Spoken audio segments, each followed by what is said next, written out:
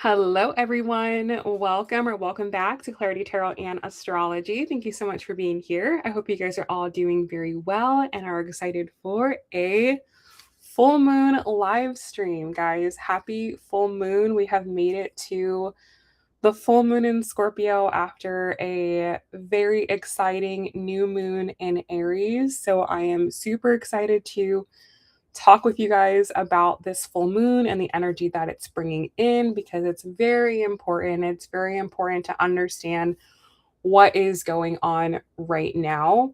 That way, you can take best advantage of the energy of 2026. Because if you don't set yourself up properly in 2026, you're going to find it really hard to be successful moving forward. So, we're going to talk about that tonight.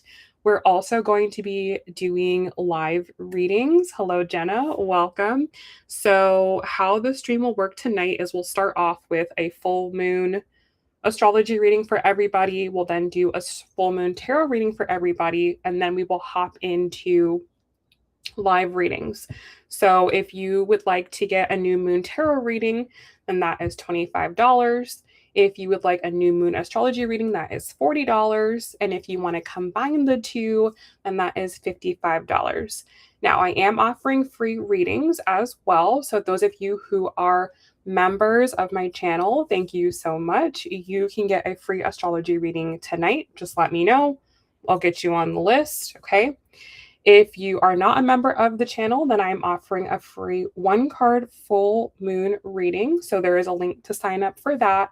And then if you guys want additional readings beyond there, then you just donate for what you want. Okay. So everything is written in the description box. All right, guys. Okay. So let's dive in. Let's talk about this full moon because there is a lot to unpack. Of course, anytime we're talking about Scorpio, there's always a lot to unpack. There's always a lot that's underneath the surface with Scorpio. And when we have a full moon, then all of that is being illuminated, all of that is being exposed. And when we talk about Scorpio, we're talking about things that want to stay hidden, things that want to kind of not come to light, things that we want to keep secret. Okay, hello, welcome. And so this full moon is intense because things that maybe we don't want to be exposed are being exposed, or things that are very painful to realize, things that are difficult to realize can be being exposed. But the reason why it's being exposed is so that way we can fix it, right? Because you can't fix something that you're not aware of. And there likely are a lot of toxic things that you're holding on to, either consciously or unconsciously. There may be some limiting beliefs that you have that are holding you back as you try to move forward in your life. And we'll talk about why that's coming up now. That you need to pull those roots out so you can actually create a strong foundation where you can build a life that you actually want. So, yes, this full moon will be intense, and yes, it's going to bring a lot up, but it is the first step, right? Things kind of have to get worse sometimes before they're going to get better. So, that is what is happening at this particular moment in time. So, let me just pop our little note in the chat here, and then we will get started.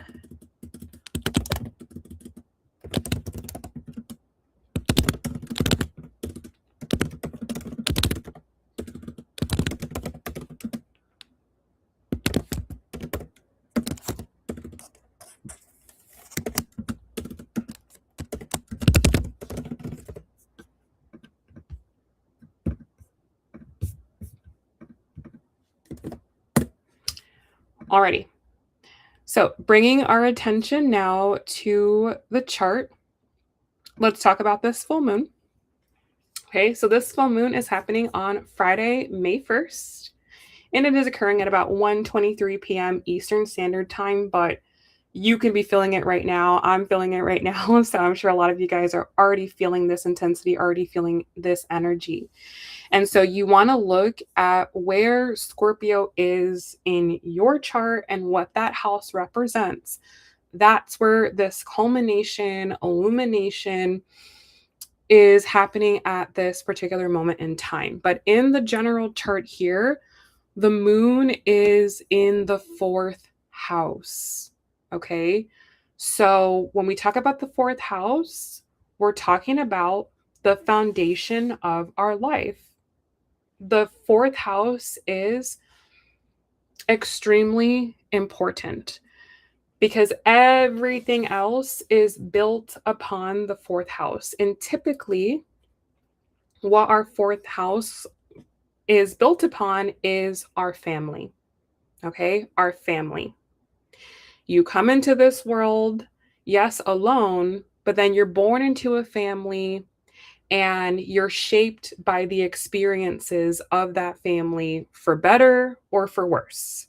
Okay. And it's kind of just luck of the draw what you get. If you get a good family, if you get a bad family, okay. And those are just the circumstances that you have to contend with.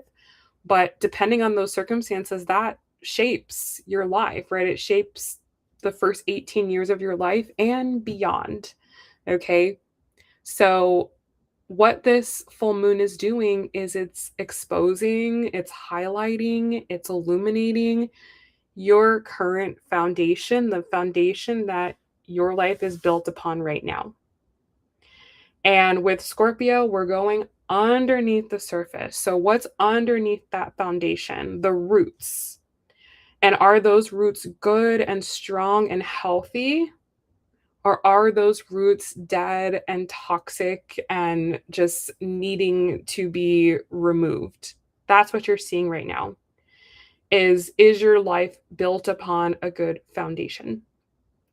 And so another way that you know if your life is built upon a good foundation is you go to the opposite house. So the opposite of the fourth house is the 10th house. And the 10th house is our career, it's our public reputation, it's the way that we're seen in society. And if we have a strong 10th house and we feel good and we have a good reputation and we like the way that we're where we're going, then that shows, okay, we probably have some good roots, some good foundations. But if you're having a difficult time getting to the level of life that you want, if you're having a difficult time achieving and succeeding out in the world, you got to go back to the roots. And there likely is something there that you were shown or that you experience or programming that you have that makes you feel like you cannot show up in the world in the way that you want to, or makes it very difficult to show up in the world the way that you want to. So rather than just pushing ahead and trying to get an external outcome right now, it's more about going back into the roots and going, okay, is my life set up properly to take me to the levels and the heights that I want to go on? And this is where we have to look at, again, our foundation, and that is our family. What is our relationship like with our family? Is it good? Is it bad? Right? Do we have good relationships with them, bad relationships with them? Would we want to repeat their life? Like if you could repeat your parents' life, would you repeat their life? Okay. Or did you see things that probably were not the best, that you probably shouldn't repeat, right? Are your parents and your family, was that a lesson in what to do, or was that a lesson in what not to do? And how does that affect you emotionally? How does that affect you mentally? Because that typically is where a lot of the, mental health issues that people have stems back from that initial upbringing, stems back from their family. And it goes even a layer deeper than that because your parents also had parents who maybe potentially traumatize them, and their parents maybe had parents who traumatized them. So this can go really, really, really far back. But what you're being asked at this particular moment in time is just thinking, if you could continue on your current lineage right now, would you continue that? Or are you the chain breaker? Are you the one that's breaking the generational curses?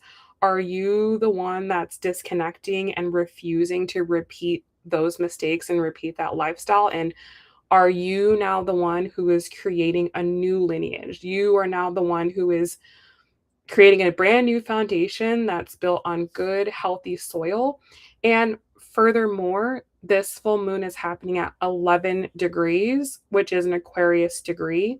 And this is about creating a foundation that works for the future. Okay. Because a lot of what we saw growing up worked for back then, but the world is completely different now. And the way the world is going is completely different. So what worked for your parents and your grandparents and their grandparents is not going to work for you in 2026 and beyond.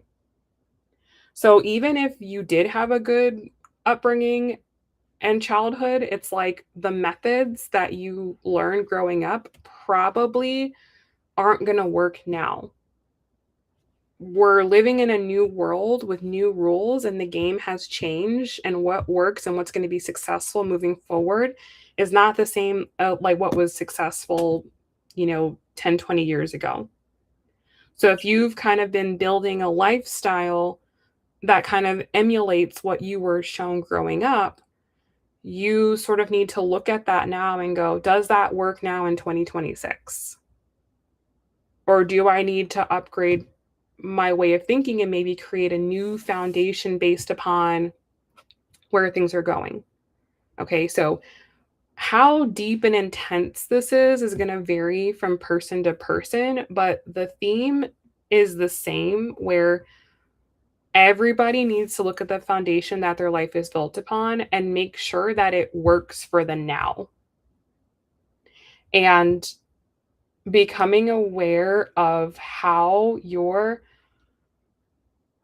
unconscious programming is playing out at this particular moment in time, and realizing where you need to detach and create new programming that is going to lead to success in this time, in this day and age.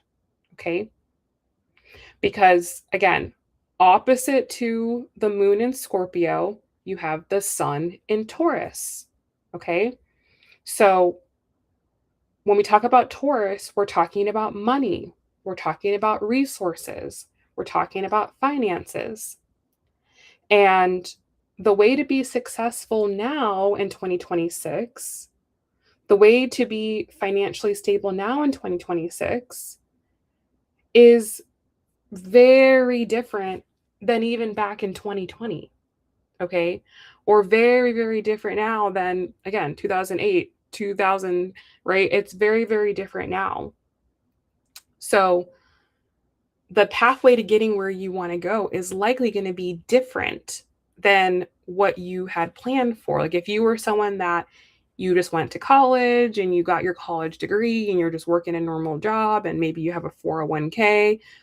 Okay, again, that worked for our parents, but that is not going to be the formula now, right? Now you need to have multiple sources of income.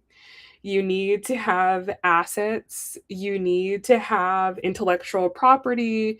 You need to be thinking globally and not so locally, right? You need to understand how to leverage technology now in these days. Like, you can't just sort of sit back and think that everything's going to be the same, because the quality of life and the standard of life that we've enjoyed prior to this is going to be very different moving forward. Life is going to be looking very different. The closer we get to 2030, life is going to look very, very, very different. Okay. So if you're just kind of like, well, I did what I needed to do. I went to college. It's like, okay, great. But that's not the formula now. That's not the way things work now. It's good you went to college, it's good you have a job. But what we've been taught and what the lesson we've all needed to learn in the past 6 years is that there's no such thing as stability. And now with Uranus and Gemini, right, that just happened a couple days ago, you have to be thinking out of the box. You have to be thinking unconventionally. You have to be utilizing technology. That's who wins moving forward. It's not enough to just kind of check the boxes and be like, okay, that's it. If you do that, you're going to find that your quality of life is significantly worse than the quality of life that your parents probably enjoyed. Okay? We all are experiencing it. We're all experiencing life getting more expensive, right? The same things that our parents paid, less for, we're paying more for, and it's worse quality. So again, you're not going to be able to just kind of do the world that a lot of us were brought up into, which was just, go to school, get a college degree and your life's going to be fine. Right? That advice is outdated. That doesn't work. And you have to be thinking bigger than that. You have to be thinking more out of the box with that. We're in the age of Aquarius now, right? We're not in the Capricorn traditional structure way of living anymore. We're in the Aquarian age. We're in the digital age. We're in the technology age. AI is here. It's a thing. We have to use it. Okay? We have to understand how it's going to shape our life. We have to understand how it's going to change life. And so that has to all be considered. That has to all be factored in to the way that you're building your life right now. So what you're going to see over the next 2 weeks is, and beyond, right? Strongly over the next 2 weeks, but especially over the next 6 months, is we're going to start to see the financial system starting to kind of break down a little bit. And again, if you've built your life on the old foundation, it's going to start to get a little rocky. Okay? And that's why you're getting the heads up now, is if that's the system you're relying on, you've got to find another way. You've got to build your life on a new foundation now. You have to upgrade things now in order to be successful. So the truth is coming out. That's what's being illuminated. The truth is coming out. We're seeing the reality. We're understanding how, hey, you maybe were taught this for years and years and years and building your life upon this idea, but it's not working anymore. So you got to do something new. You got to make a new way. You have to have a new way of thinking. You have to upgrade your psychology. You have to root out the deep psychological things that you've believed. And now you need to develop a new psychology that works for the now. Because in order to be successful and stable, Taurus, it's going to require a new way. Okay?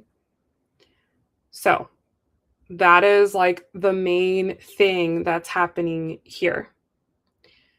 Now, aspects that this moon is making, you'll see that this moon is in a square to the ascendant of the chart.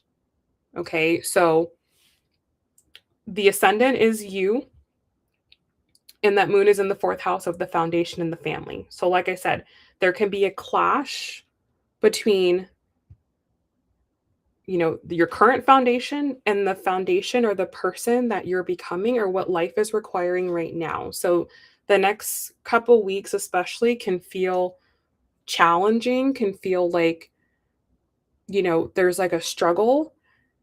And again, when we talk about this first house and it being occupied by Leo, which is about our identity, you may find that the identity that you want to have, the person that you want to be seen as, the way you want to present yourself is being challenged by your family, by your upbringing, by the past, by your roots. And you may need to embrace this Leo energy, which is more self centered, which is more self serving, to do what's right for you. So that way you can show up the way that you want to, because the ruler of Leo is in the 10th house, Taurus, right? So for you to have the public reputation, the status, the money, the legacy, the freedom that you want to have in this lifetime, you're going to have to do something different. You're going to have to do something out of the box. You're going to have to do something that works for you and that maybe goes against the grain. Also, want to point out that this full moon again is at 11 degrees, which I mentioned before, which is an Aquarius degree, and the Aquarius is the 7th house of this chart. So this also can challenge your relationships, particularly your family relationships. And with that Aquarius energy, this is where things need to be changed. Okay. Aquarius is about breaking from the norm. Aquarius is about thinking outside of the box, being unconventional. So you may need to do something that no one around you is doing, live in a way that no one else is living around you, do things that other people won't do. But that's how this is going to work, you guys. Like, if you want to live a life different than other people, you have to do things different than other people. You have to do things that people won't do, people that aren't willing to live a life that other people can't have. So if you want to be successful moving forward, you want to be, well off financially moving forward, you want to have your independence moving forward, you kind of have to break away from the norm, break away from the system, and do things out of the box, do things in an unconventional way, which again may be challenging to you because you don't know anyone that's doing that, right? Maybe your parents didn't do that, your siblings didn't do that. You may be the first one, you may be the chain breaker, you may be the maverick, you may be the leader, and you have to have that confidence, right? The ascendant of the chart is Leo. You may need to have that confidence. You may need to kind of be the center of attention and do things in a different way and feel okay with that, right? Feel okay being the odd man out.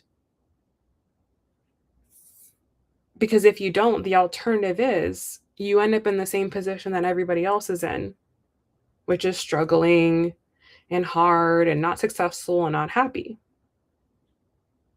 So if you don't want to be like everybody else, then you got to do something different.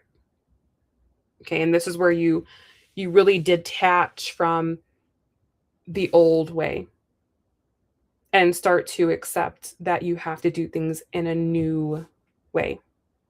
Okay. You're not going to get different results doing the same old, same old. You've got to do something different. And the first step is psychologically removing the barriers that prevent you from doing something different. Okay. All right. So other things we have going on in this chart is that the moon is in conjunct to Venus in the 11th house, which has just conjunct Uranus that has just recently moved into Gemini. Okay. So, just going to touch on Uranus and Gemini. I talked about this in my 2026 webinar. If you haven't watched that, I highly recommend watching that so you know what's going on this year.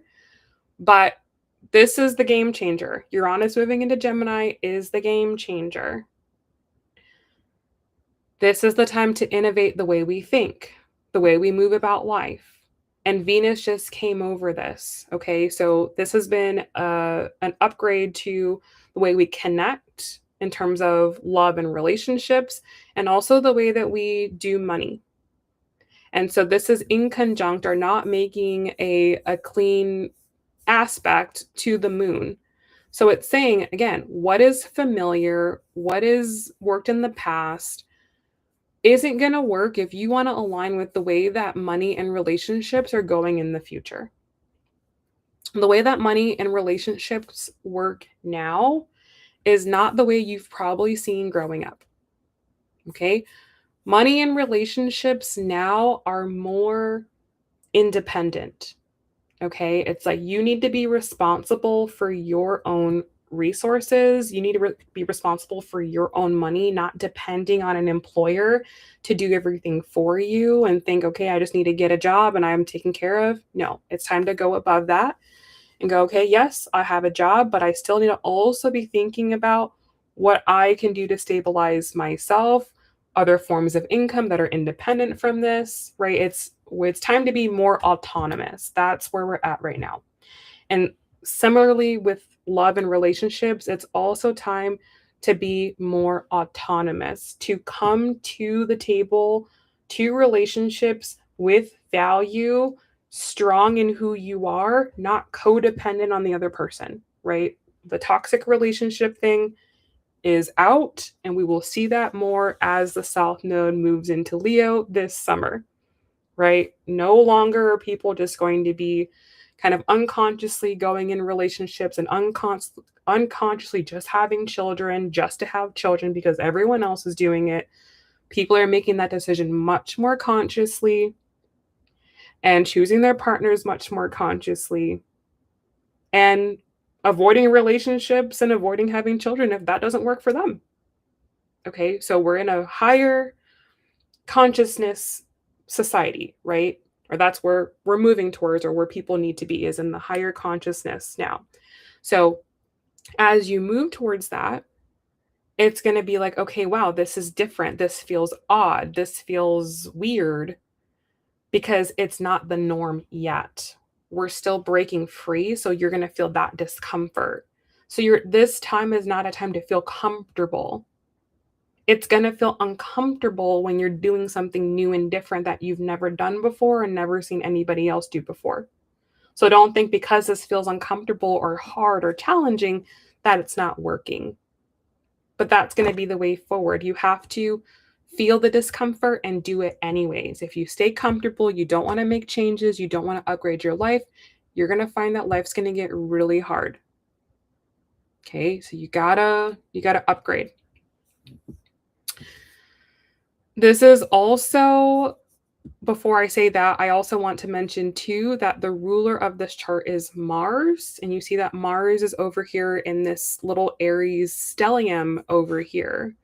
So with Mars and Aries, this is Mars starting something new. And Mars just recently went into Aries. That started a brand new 2-year cycle. So the way that we are acting and moving through life and going about life is also changing as well. And that is also in conjunct to the moon here. So again, it doesn't feel comfortable. We're bringing in these new ideas, right? Ninth house, or these higher ideas, this different way of viewing life, this different way of going about life.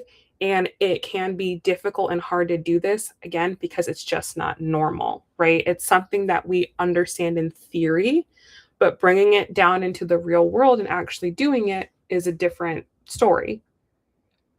But we have to do it. Okay, so that's also in conjunct. So there's a lot of challenge, okay, over the next 2 weeks and even into the next 6 months. There's a lot of challenges that we're going to face, but we already knew that going into this year.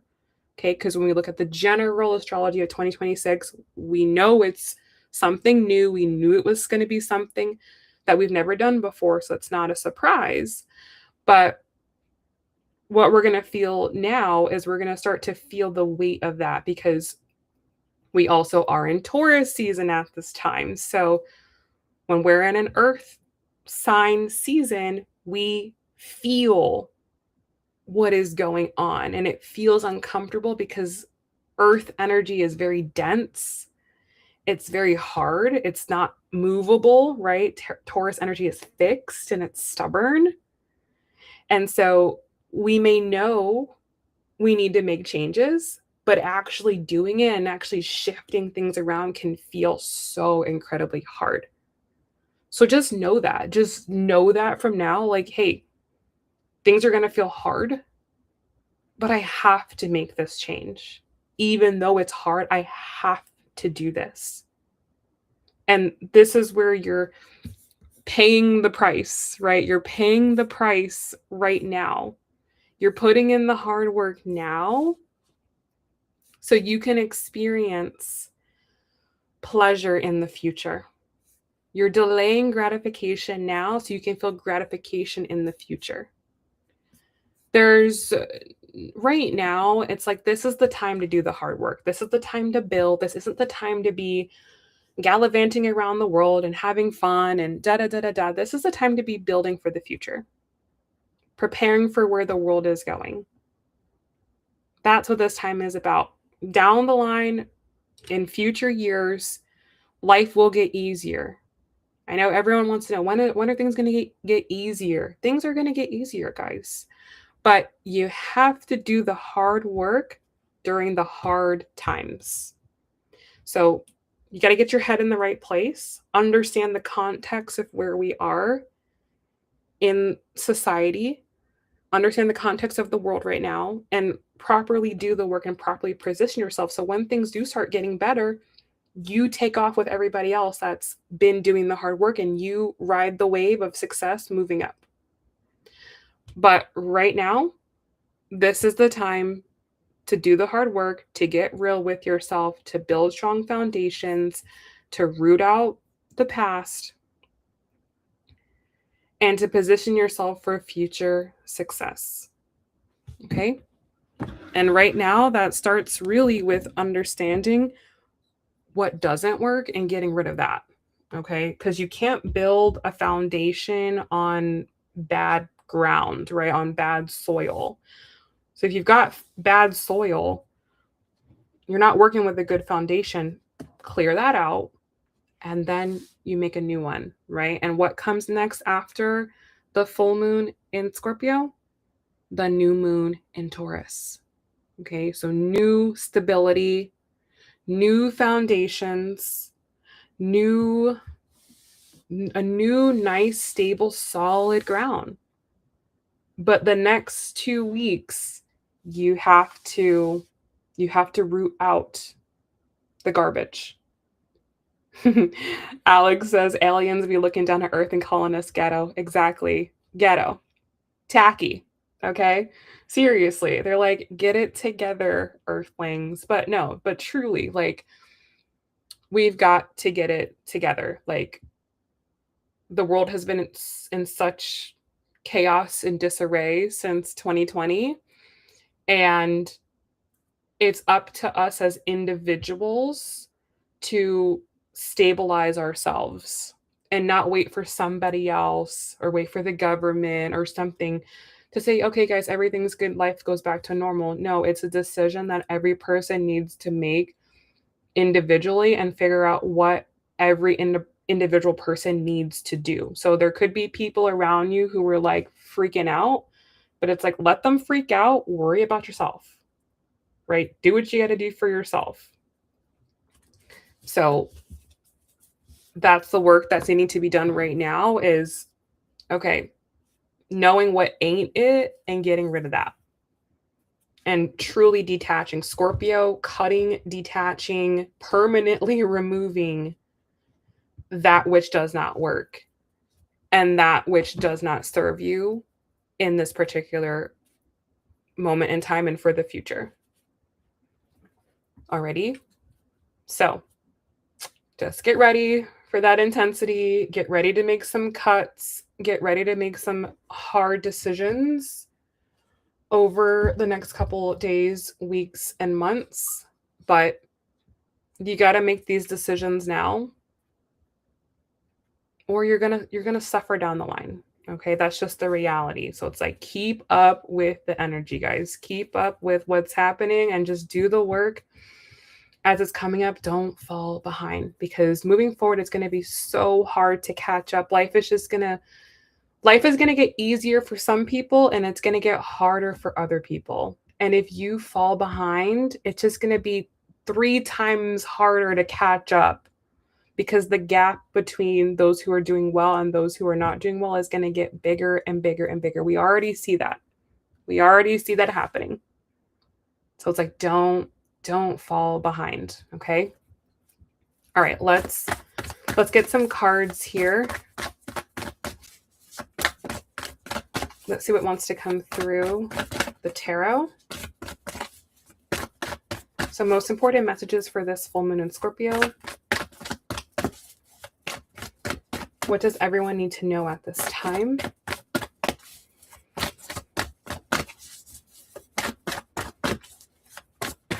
Okay, so our overall energy for the full moon, we have the Son of Wands, or this is the Knight of Wands. Yes. What has to be done right now? And this aligns with the fact that Leo is the ascendant of this chart. Where this all starts, where you begin, is what's going to make me happy? What's going to make me happy? What type of lifestyle, if I was living that lifestyle, is going to make me happy? Not them happy, not my mom happy, not my parents happy, not anybody else. What makes me happy?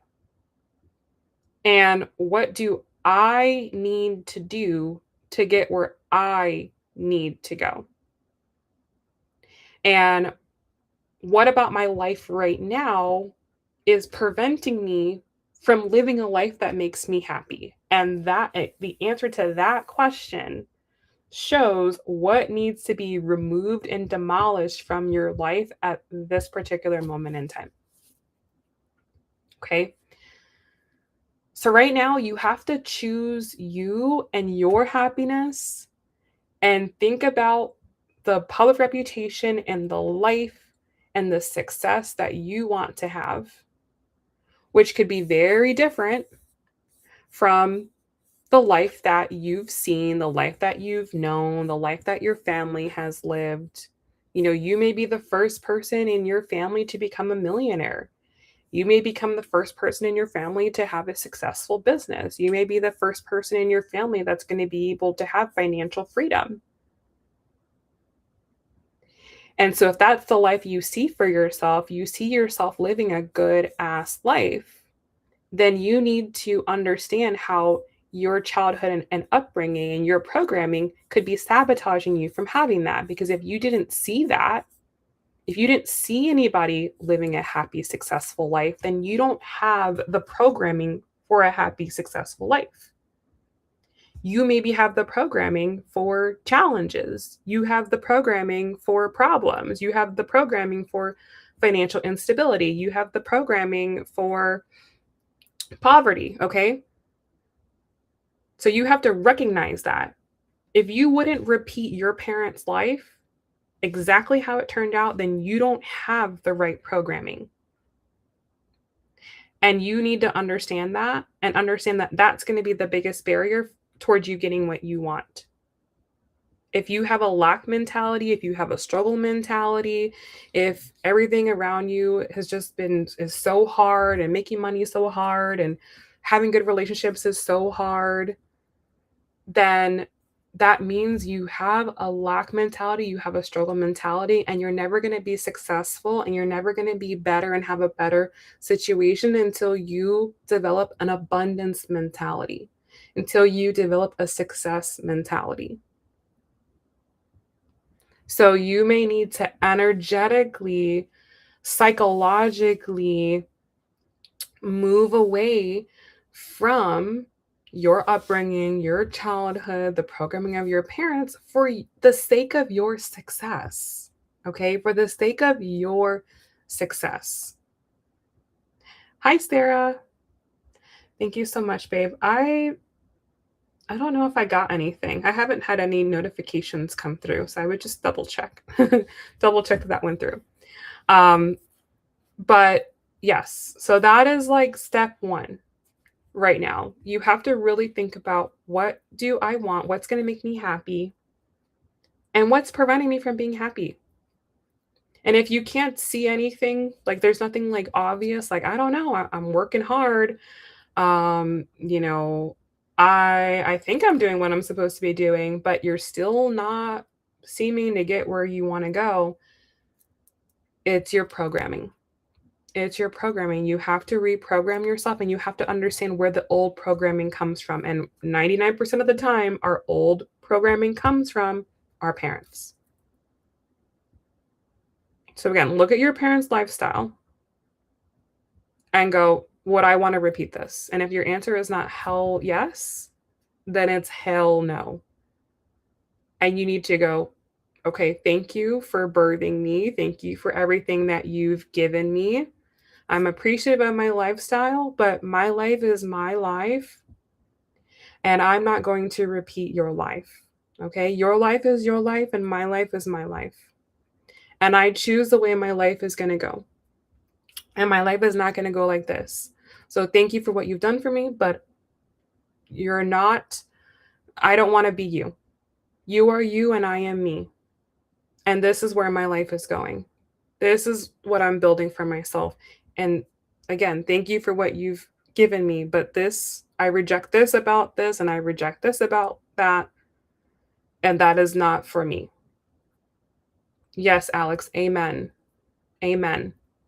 Right. So it's not about, you know, I'm not saying, cut off your parents and don't talk to them and think they're horrible people and all of that. No, but it's about becoming aware of what they taught you and what they showed you, and understanding that what they taught you and what they showed you is inside of you. It is inside of you, and you are destined to repeat it until you become aware of it and break it.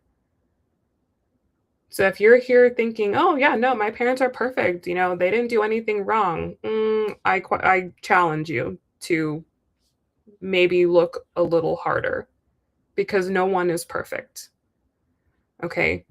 No one is perfect. There probably are flaws, right, that you need to see. And again, even if your parents were great, like I said, what worked for them and the way life worked for them is not the way life works for us and the way life is going. So, a lot of what parents taught us, just go to school, get an education, you'll be fine. That was great advice back in the 90s, but is not great advice in 2026. Because that is 100% not true. Okay. So this is the time to really, really, really, really, really honestly look at your life and think about, do I want what I want because I actually want it? Or do I want what I want because that's what everyone else is doing, or that's what I've been told to do?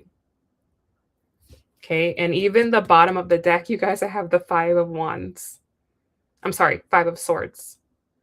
So this is about breaking free of old mindsets, even if that puts you in different camps from certain people, because it's even, it's not just even your parents too. It can be friends, right? Because we're talking about the 11th house that deals with friends and societies and groups of peoples. So there could even be friends that you have that are still subscribing to an old way that you have to recognize and upgrade, like maybe they don't see it yet, and maybe you're the first person to see it, which likely is happening. A lot of you may be the first person to see and recognize things, and you may be the maverick that does things different than everybody else, and everyone's going to think you're crazy at first, but then when you start being successful, it's going to be like, oh, they're a genius. So you have to be willing to be the center of your own life, right? That's what Leo is. Leo is ruled by the sun. The sun is the center of the universe. You have to come to the center of your own life and make sure that everything is revolving around you, that things are set up in the way that you need it to be set up first. Then you can connect with other people. And that's a huge theme of this year. This year is more about us as individuals setting ourselves up. And next year, 2027, is more about connecting with like-minded people. Okay, so you got to be doing the self-work right now. No one is coming to save you right now. No one else can heal you right now. You have to heal yourself and set up the foundations and do the work for yourself. And as I'm saying this, it is 111 on the clock where I am. And what is 111? New beginnings that you initiate yourself. Okay. Let's see what else. The Hermit, yes. Yes. You also will want to take this time to take a step back from everything, take a step back from the noise, take a step back from everything going on around you, and get into your own thoughts. Because a lot of times we're just thinking the same things that everybody else around us is thinking. We're not thinking as independently as we think. Okay. We're actually kind of just repeating and modeling what everyone else is doing around us because we don't want to be separate. We don't want to look different. We don't want to stand out. A lot of people don't want to stand out because that is dangerous, right? When you stand out, then everyone's looking at you, then the attention's on you, and people don't like that. But you have to be more comfortable with that. You have to be more comfortable standing out. You have to be more comfortable going against the grain. You have to be more comfortable being different than everybody else and start to think your own thoughts. That's what Aquarius is about. Aquarius is about thinking your own thoughts, being an individual, not just molding in with everybody else. So that's another piece of advice for this moon is get by yourself. You know, get by yourself and really audit your own thoughts and think, is this thought my thought or is this thought somebody else's thought? And you'll be surprised what actually is yours and what actually is not yours.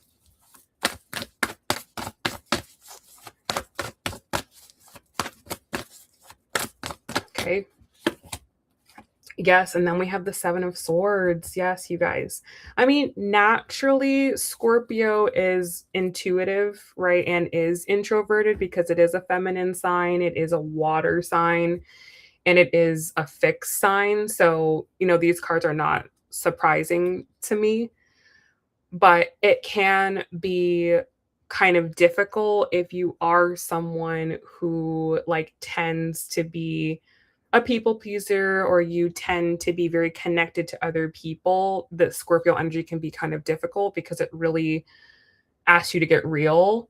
Um, so with the Seven of Swords here, you know, this is saying that another theme of this time is not being so available to everybody else and really, you know, focusing on what's going on inside of you, right? Not this isn't going to be a time where people are going to be super open, right? You may notice that people are kind of like a little bit more reserved.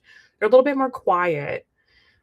And that's because there's a lot internally that people need to think about, especially as things start we're starting to see how things are going to change, right? We're going to start to see the implications of what's going on in the world. Not going to say what's going on. You guys know what's going on. We're already seeing implications, but we're going to start to see more implications. So again, you can't just carry on like everything's just normal and fine. You have to start thinking about yourself and what am I going to do? What am I going to do?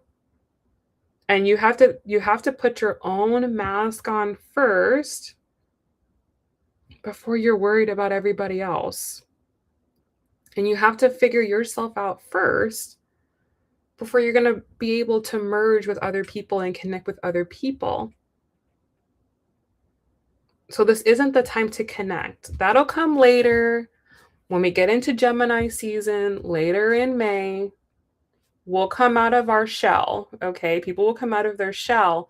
But these next 2 weeks, it is so much more important to be figuring yourself out and going back to the root of you and recognizing which roots are good and healthy and should remain and should continue and which roots are dead and need to be rooted out. And clearing your own inner garden, let's say, and also creating better conditions so that the seeds that you're planting this year can actually grow. The soil that worked back in the day is not the soil that works now in 2026. You need new soil. You need an upgraded soil. Okay. If you try to take the same actions that worked in the past, you're going to realize they don't work anymore. They don't work. The old formula doesn't work anymore. There's a new formula now. And we're understanding it more and more and more every day. We're understanding more and more and more how the future is going to work. The future is starting to come online piece by piece, day by day. That's why you have to keep up. You can't fall behind, because if you fall behind, it's going to be very hard to catch up. So you got to be checking yourself this year. Truly, this is a year to really check yourself, be real with yourself, be constantly upgrading yourself, constantly making your life better, constantly moving with the shifts all year long and creating that strong foundation. And this is a moon where your foundation strengthens by removing what's weakening it. Okay. All right, let's grab some oracle cards and then we will start our readings.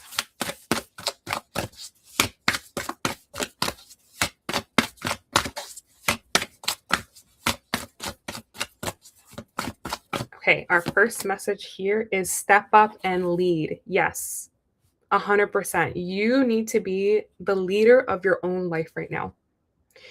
This is a new moon in Capricorn card, meaning you need to take the initiative in your life. You need to be the authority in your life. You need to go, this is my life. This is not my mom's life. This is not my dad's life. This is not my partner's life. This is my life.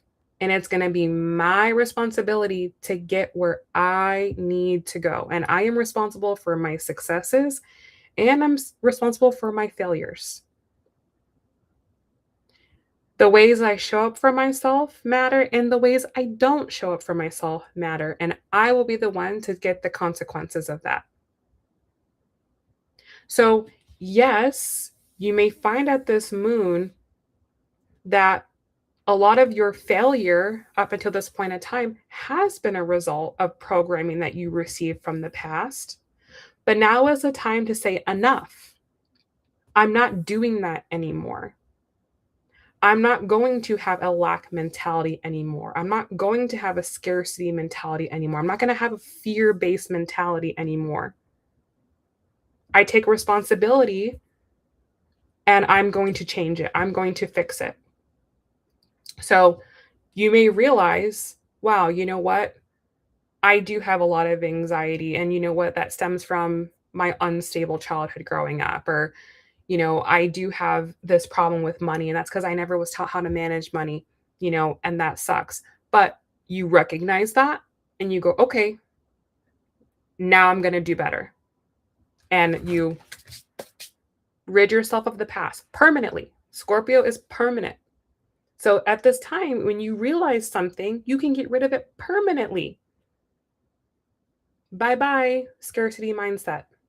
Hello, abundance. I only have abundance moving forward. That's it. That's my normal. I only have healthy relationships moving forward. That's my normal. My bank account only grows and grows and grows and grows. And that's my normal. You can have that now. You can move in that direction now. But you have to cut ties with the limiting beliefs of the past and take responsibility for your success moving forward. So you can't use the excuse beyond this, right? Beyond this particular point in time, you can't use the excuses of the past anymore. Because like, okay, yeah, that happened. Bad things happen to everybody. But the difference between those who have had bad things happen to them and then become successful is they take accountability. And they say, you know, yes, I was younger at that time. I was more, you know, susceptible at that time. I was, you know, weaker at that time. And I give my younger self grace because I didn't know any better. But now I know better. So because I know better, I have to do better. And becoming that better version of yourself can be hard because you've never been that person before. You've only been this person who you are right now. You've been this person your whole life. So it's easy to be that person because that's how you were programmed to be. You were made to be that way by your environment. But now you're becoming a new person, and that's hard. It's like you're a new baby, right? And being a new baby is very hard. So you have to give yourself grace, but you also have to kind of have that loving discipline for yourself right now as well. Okay? Yes, exactly. You were naive, you made mistakes, but now you know, and now you do better. So you have to take the reins in your life. No one's going to come in and say, okay, now you're better. Now you can move forward. No one's coming. Nobody is coming for you. No one's coming to help you. You are the help. So you got to step up now. Okay. I have a few cards coming. I'm just going to take all of these. The next one I have is trust the universe. Okay. Trust the universe. Understand the timing. Understand the timing. Understand the way things are unfolding in your life. Okay. And what is this card? This is a first quarter moon in Aquarius card. What is that saying? Use astrology. Use astrology, you guys. The path is laid out for you. You just have to understand it, right? You just have to understand the timing and understand how things are unfolding for us collectively as a society, but also for you as an individual. So you're not putting pressure on yourself to do something that's not scheduled for you for maybe years in the future. And doing the work that is required of you right now. That's what trips people up, is they're trying to live the future version of themselves, but they're not dealing with the current reality. They're trying to skip steps, and that never works. You always will have to go back and relearn the lesson, but if you do the lesson when the lesson is presented to you, then you move forward and it's easier. So it's like, stay up with the times, right? Don't fall behind. There's literally no reason to. There's no reason to fall behind. Just do the work as it's required, as it comes up. And know, like, everything is happening in perfect sequential order. Your life is perfectly timed. So that way you have experiences when you're ready for them. When you do things out of order, that's when life is hard. That's when life is hard. And that's what happens to many people. They're doing life way too quickly. They're doing things just because other people are doing them, or they think, oh, I should be at this point in my life right now, not understanding your life has its own timeline, which may not be that person's timeline or this person's timeline or the timeline that society has told you. Trust that there's a purpose for your life and there's a timeline for your life. And the more you live in alignment with that timeline, the better things are. And you might not do things as fast as other people, quote unquote, because a lot of people are faking it anyways. But you might not do things as fast as other people, but you're going to do it in a way that actually lasts, that's sustainable. And so you're not having to go back and forth and, do things at an age when you should have already done certain things, and it's just a mess. Keep up with the times, okay? Understand the timing of your own life and stay on that trajectory. I said this for the May overview if you read the email, but I said, like, slow is smooth and smooth is fast. When you go slow, it's smooth. And the smoother your life is, actually the faster it goes, because you're not going back and having to fix things and, oh crap, I didn't do this and now I need to work on that. It's like, just move with the time and it will go a lot smoother. Okay, next we have reveal what needs to be seen. Yes, that's exactly what this full moon is about. It's about revealing what needs to be seen at this particular moment in time. And what needs to be seen is the truth about your foundation. The truth about where you come from, the truth about your past, the truth about what you were brought up in and how that's affected you. And understanding if your life doesn't look the way you want it to look right now, it's because of your past. And you just need to unroot yourself from that and reprogram yourself, okay?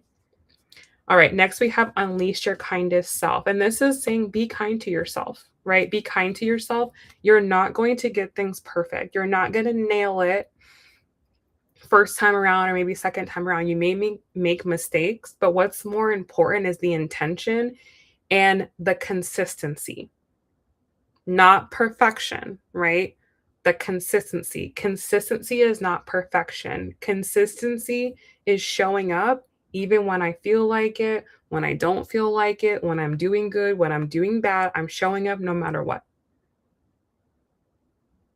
And that is the way forward. You have to be consistent with yourself and adjust day by day, right? Sometimes you're going to feel really on it and you're going to nail it. And sometimes you're not. And it's like, be kind to yourself in those moments, but keep moving forward. Finally, I have step into your power. And that ultimately is what it is. That ultimately is what it is. It's time to empower yourself. Okay. When we come into this world, we have no power. We're at the mercy of the person that we're born to. We're at the mercy of the circumstances that we're born into. And that shapes who we are until our first Saturn return, right? So until you turn 29, 30, you're just a copy of the environment that you were brought up in. It's not until after your first Saturn return that you gain control, that you have more power over yourself. And what happens at that point in time after the first Saturn return is people split into two groups: the people who empower themselves and the people who just continue on with the same programming that they received. So it's like, what group are you in? Are you just going to be a product of your environment, or are you going to take control? That way, when you get to your second Saturn return, you're able to reap the benefits and reap the rewards of the hard work that you did throughout your adult life. So you step into older adulthood with a strong foundation. You step into it wise and ready for the new chapter. You don't step into it stressing out, right? The older adults you see stressing out, they didn't save for retirement. They haven't learned their lessons. They're still making the same mistakes in their 60s that they were making in their 20s. They're still a mess, okay? That all started the reason why people end up like that in their older age and you see them having to like work at McDonald's when they're 60 years old is because they didn't do the work when they were 30, in their 30s and their 40s and their 50s. That's the reality. That's the reality. They didn't take control. And so Saturn punishes them. Saturn says you didn't do anything. You didn't set up the structure. You didn't learn the lessons. So now you're going to have to work hard. And that makes the end of the life hard, right? Versus you take control of your life, you take control of your body, you take control of your health, you take control of your finances, you take control of your mind, you take control of your heart. You set yourself up for success, you build strong foundations, you do the work in advance. Life is easy. The reason why life is hard for people is because they don't think ahead. They're short-sighted, they don't plan ahead. They don't think about the future, they only think about today. And what's going to make me feel good today? What's going to make me feel comfortable today, rather than delaying gratification and delaying success for the future. That's it. That's what differentiates between who's happy and who's successful and who's not. That's it. Okay, so this is one of those moments where the choices you make right now will determine who you become in the future and whether or not you get to be someone who is successful and gets to live a good life and enjoy the fruits of your labor and be able to show up fully for your relationships and take advantage of everything that life has to offer. Or if you're going to be someone who's struggling and can't take advantage of life and can't enjoy life and everything is so bad and everything's so miserable. This is one of those moons where a divot is made. And so you want to be on the side that's choosing power, but you're doing it in a futuristic way. That's the differentiator here. You're not just repeating what everyone else has done. You're looking ahead to the future. You're understanding where the world is and where it's going, and you're setting yourself up properly for that. Right? I'll leave you with this. Think about Jeff Bezos. Think about when he was starting Amazon back in the 80s and 90s. Nobody had a computer. Nobody was using the internet. Nobody was buying things online. But he saw where things were going. He saw the future and he knew this is where things are going. So he set himself up, right? Whether you like him or not, whatever, you can't deny his success. You can't deny his vision. And he saw where the future is going and he set himself up for the future, which is why he doesn't have to worry about anything right now. He paid his dues early. And people hate him because they're not him. That's the reality. They hate him because you're not him. Exactly. He's our future, our fellow Capricorn. Yes, exactly. Right. But, and there are many people like him at varying scales, but there are just people who understood at the time. They knew things were changing. They knew life was going to be different. They knew technology was coming and they adapted. And it was crazy at the time, but now they're brilliant now, right? Yes, Capricorns, we are brilliant, tooting our own horn, but yes, we are. So this is one of those moments where you need to start thinking about, where is the future going and how can I start aligning myself with where things are going, not where they've been. Yes, Michelle as well. Yes. Okay. So that's the difference. Building a foundation that not only supports you now, but supports you in the future. Yes, Dolly Parton. Yes. Yes. Kate Middleton. Okay. Yes. So that's what this is saying right now. That's what this is saying right now. So you got to take this seriously. You got to take it serious. It's one of those things. It's one of those moments where it's like, it seems not important. Like, what's the big deal? But it is the biggest deal. It's the biggest deal. All right. So do the hard work now. Okay. Make the sacrifices, make the change, make the shifts, make the cuts you need to make now. Do the things that other people are afraid to do right now so you can live better than everyone else in the future. Okay? And you have to want to do that for yourself. You have to want to do that for yourself, for nobody else. If not for anyone, do it for yourself. Okay? Yes. All of the greats, a lot of the greats are Capricorn, or they have Capricorn in their chart. Yes. But their legacy takes time, right? That's what we learn from Capricorn, is it takes time to become great. It's not an overnight success. It's never an overnight success with Capricorn. Never, never, never. Okay? All right, guys. So that's what I have for the full moon. Hope that was helpful. If it was, do give it a thumbs up. And let's hop into our readings now. Sarah, I did get your donation, love. You'll be first. Let me throw together our list and then we'll get started here.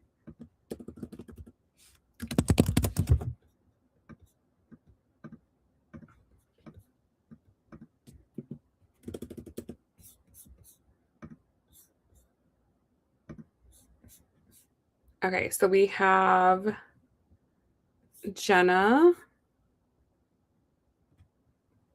Alex, Clinda, and Camille. Okay, Jenna, Alex, Clinda, and Camille.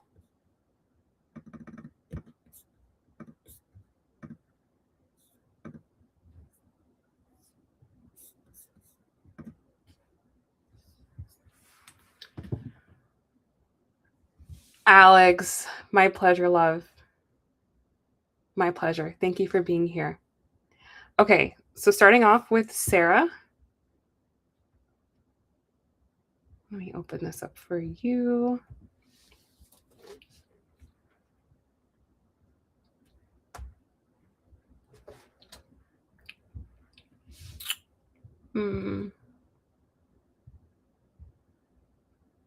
Oh, okay. I see what you were saying here.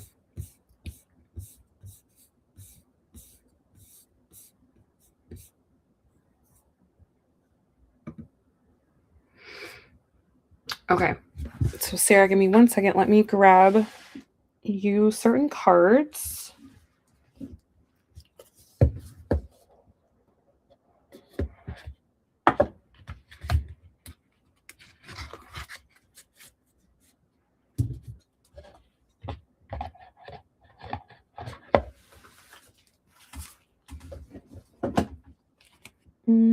What else?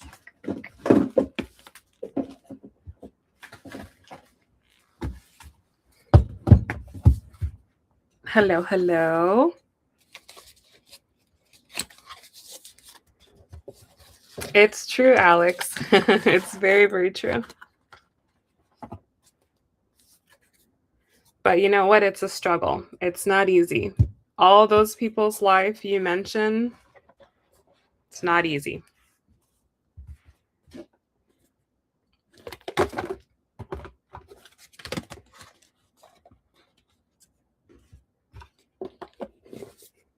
Okay, just getting the cards I want for you, Sarah.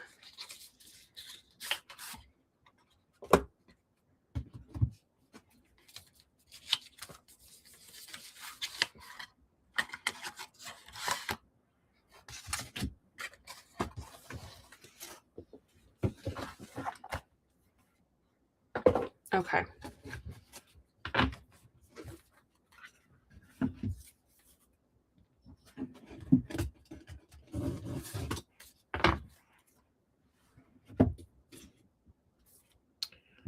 Alrighty, guys. So kicking this off with Miss Sarah. Sarah wants to know about her boo.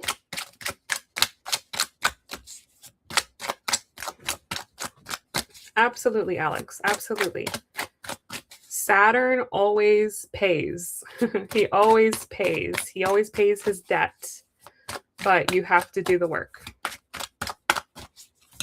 Oh, Clinda, you're a Capricorn. Welcome. This is like a Capricorn family over here. Yes, it's not easy, but it's always worth it. All right, guys. Most important messages for Sarah, please. What does she need to know about Aries? How is Aries currently thinking and feeling about her? What's his energy towards her and the connection? What does Sarah need to know?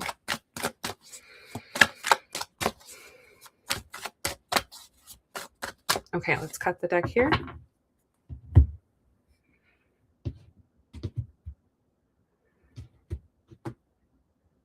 Okay, so his overall energy towards you at this moment, we have the Knight of Wands. Ooh, spicy.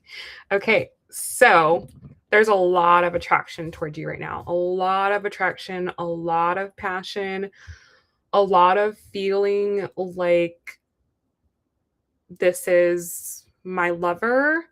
This is my person. This person has my full attention right now. Okay. You have his full attention. And you are like stunning to him. You know, like you're very like all consuming to him. It's like the foundation, or it's like the beginning of long-term attraction. Like I feel like right now he kind of has like short-term attraction or like lust, okay? But I feel like this feeling that he has, it's going to lead to more in the future. This is just how it's starting. It's just starting with this kind of superficial or surface level attraction for you, but it's necessary for him to develop the long term feelings that he will need to sustain the connection. But right off the bat, it's like this is worth whatever sort of effort it takes. Like, if that means he needs to be patient, if that means he needs to work on himself a little bit, if it means that he needs to do some work on himself, it's worth it. Even if he only can acquire the surface level version of you. Okay. But when he puts in that work, he's gonna appreciate you more. When he is already starting to invest in becoming a better person for you, there's a higher probability that he's sticking around. Okay. So this could be starting off, more passionate, more romantic, more sort of like superficial feelings and lusty feelings, but it is sort of the breeding ground, the conditions for building something sustainable in the future, or long lasting or committed in the future. Okay. All right. So the way he's thinking about you is the Page of Cups. This is the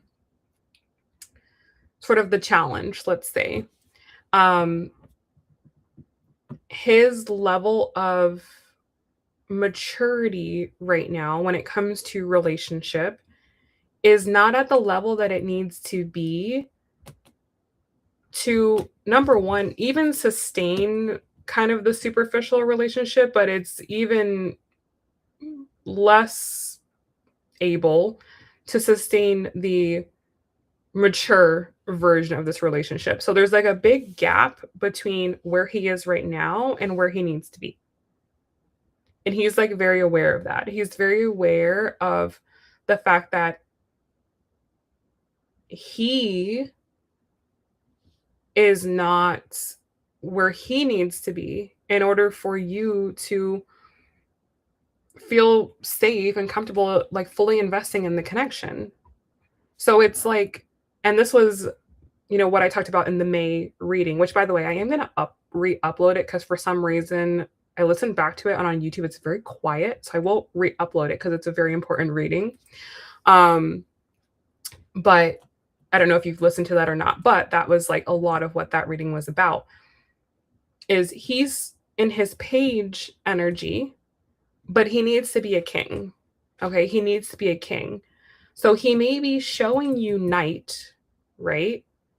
And that could be kind of winning your heart over. But he's really a page.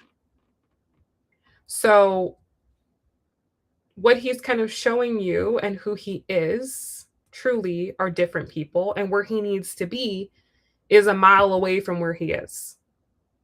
And so he knows this. He's conscious of it and he's aware of it. And that will be the biggest barrier towards this moving forward. Nothing about you, okay? I want to emphasize that. Nothing about you, nothing about your lifestyle, nothing about, anything about the way you look, any insecurities you have, nothing will be a bigger barrier to the success of this connection more than him. More than him. Because he is not truly where he needs to be in order to make this work for you. Okay? So do understand that. Understand that because don't think that you need to make concessions for him. Don't think that you need to be like overly accommodating to him because you have something to compensate for. No, you have nothing to compensate for. It's him. Okay, it's him.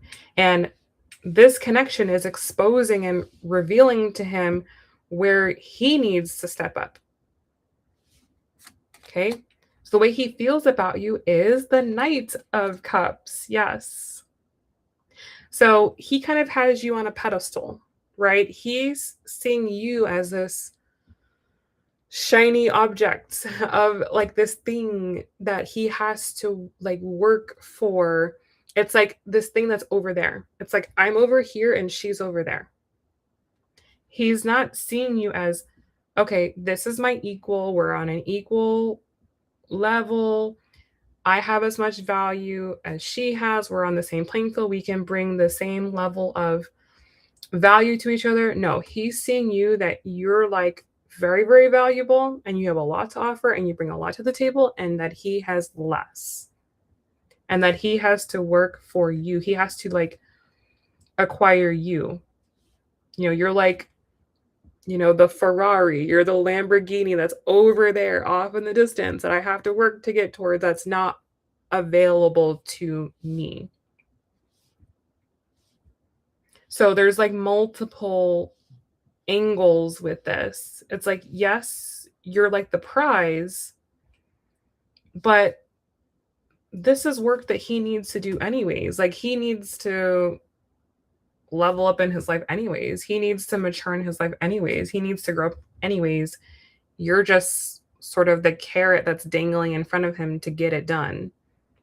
So the way that he feels about your connection, we have the Queen of Pentacles. Yes, yes, exactly. Like you're the center of the connection to him. Like you're the one sitting on the throne and he's the one kissing your feet. He's the one trying to make you fall in love with him. He's the one trying to seduce you. He's the one trying to get you to give him the time of day. It's not the other way around. It's not the other way around. So you have to understand the power you have here, and you have to understand the position you're in here, because if you don't understand this, you're going to give him more credit than what is due.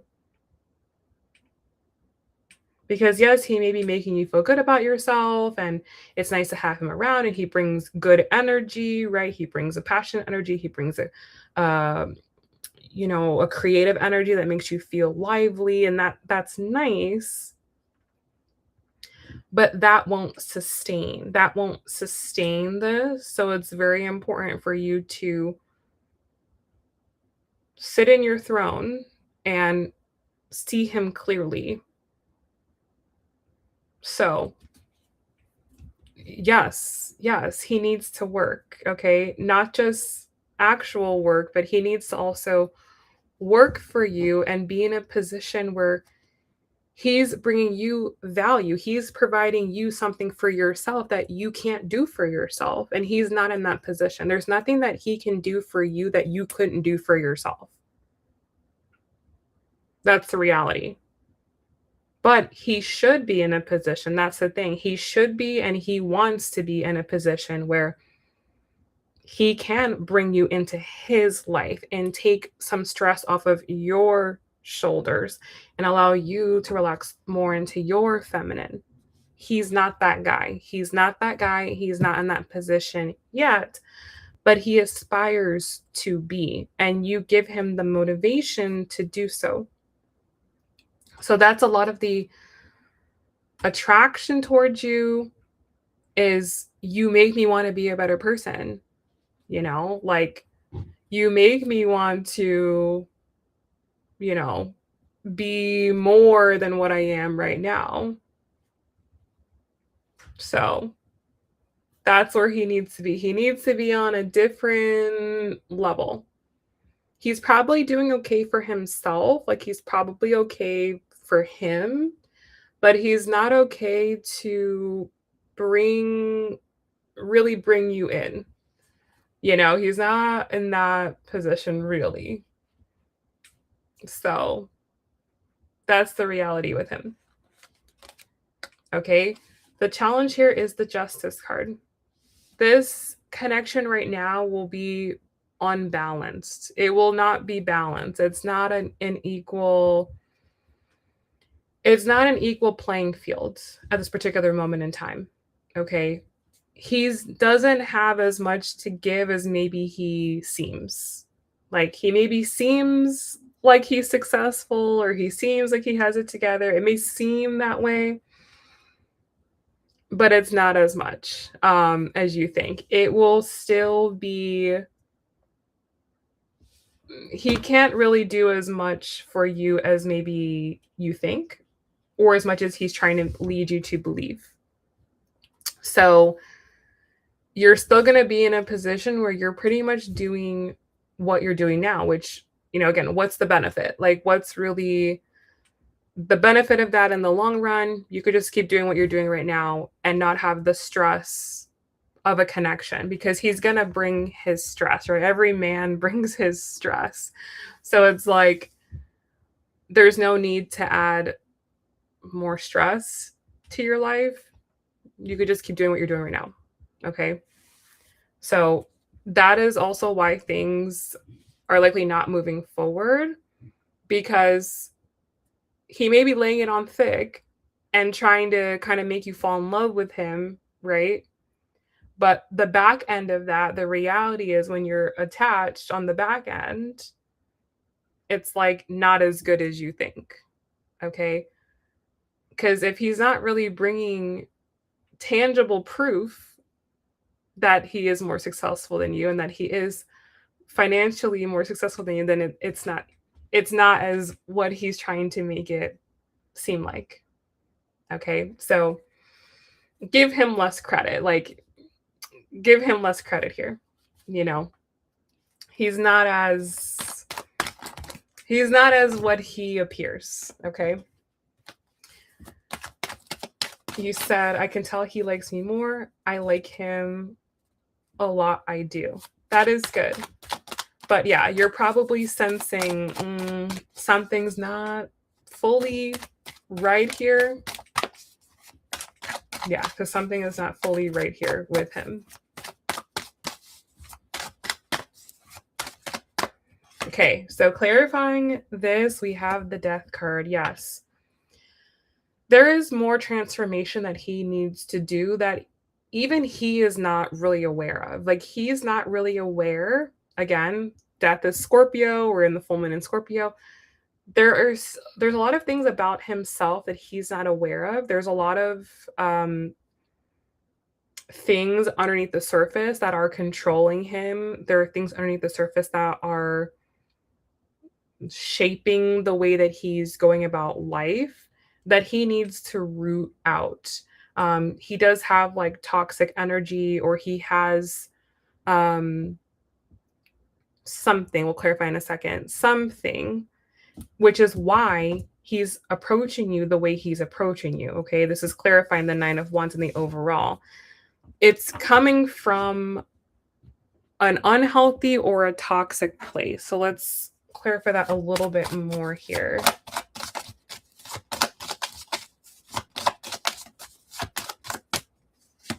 Fourth house, family. Okay, there we go. So he has, and I have second house. Okay, so I don't know if maybe he has like a family business, or he's like in the same line of work as his father, or if he depends on the family or the family depends on him. There's some type of toxic energy here in terms of family and money. He could be trying to break away from the family in some way, but sort of doing it in like a way where he's not addressing the real issue, just trying to like form his own family, form his own stability without getting to the root of what the actual problem is, or like recognizing the codependency. So there's something going on there. He may be more reliant on his family than you know, or owe more to his family. There's something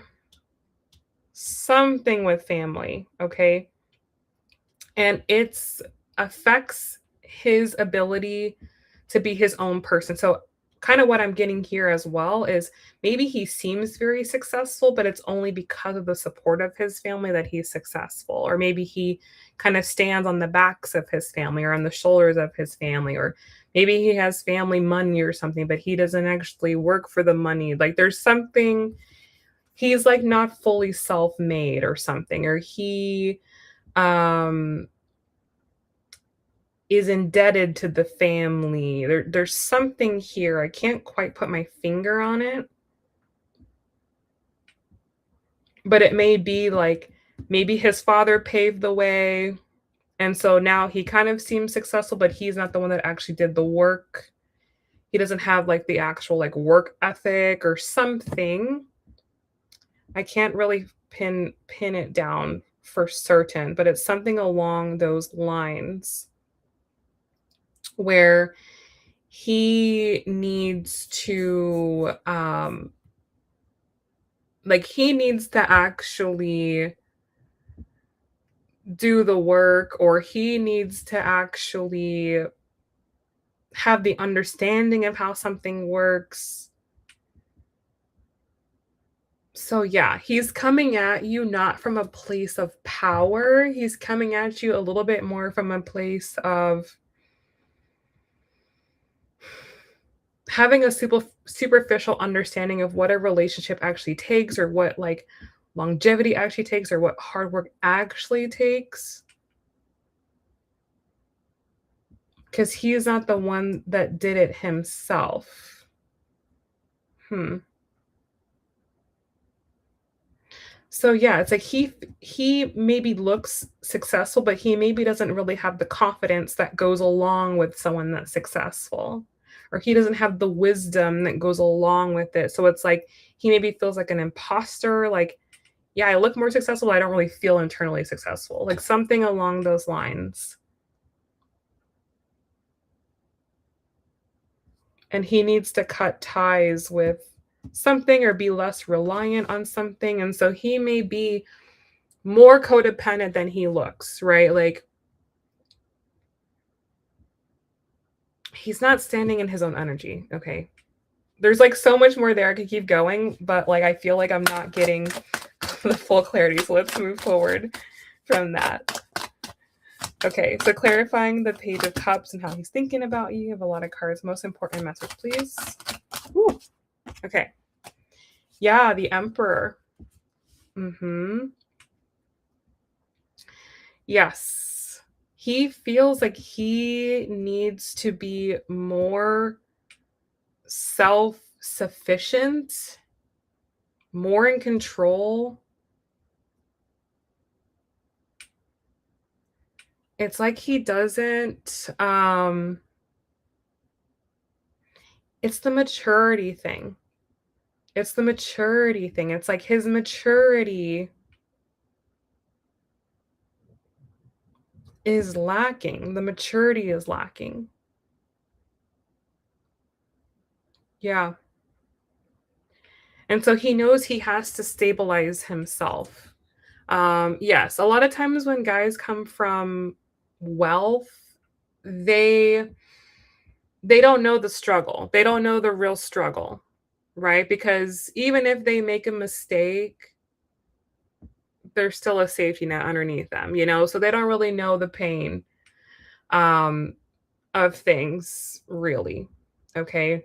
There's always a safety net underneath them. So they never really develop that unless they break away from it. They never really develop that strong sense of self. And that's what I'm getting here. It's like he's lacking a strong sense of self, and he feels like that's what he needs for you. It's like he needs a strong sense of self. Like more he's more reliant. He just doesn't have what you see and what you get is just different. And it's becoming very evident for him because he wants to approach you in a different way, but he doesn't have the confidence or the structure to actually approach you in the way that's necessary.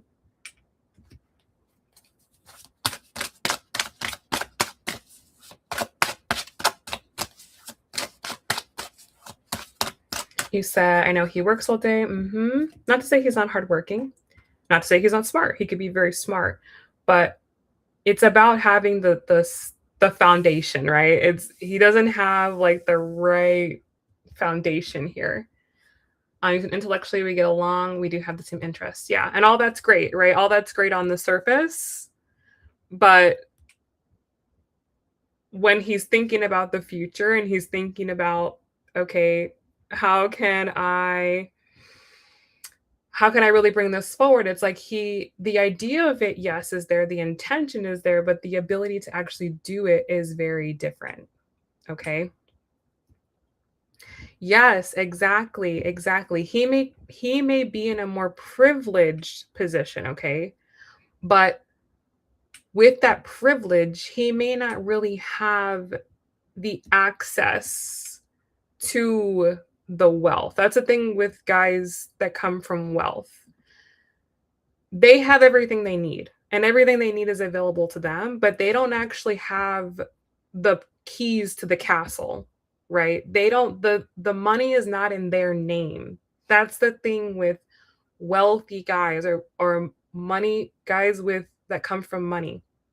If they want something, they can get it. If they want to get a house, if they want to get a car, if they want education, they can get what they want to get, and they also can take more risk in life. They can have education that's not successful. They can have a business that's not successful, right? They can take more risk in life because if it doesn't work, if it fails, whatever, they always have access back to the original money. But the money is in their parents' name. The assets are in their parents' name. So they don't actually work. They didn't actually work and build things. They just have things. And that's kind of what I'm getting from him. It's something like that. It's like he may seem on the outside like, oh, yeah, like look at him. He has this and he has that. But really, it's not really his. He doesn't really have the work ethic. He doesn't really have the understanding. He doesn't really have the maturity that would come along with someone that actually struggled for something, with someone that actually worked for something. So that's sort of the problem with him is he doesn't feel confident to really actually pull you into his life, really give you security because it's not really his to give away, you know? It's not really his to give away or he may not have as much as he makes himself to seem, okay? So, that's just something to know about him.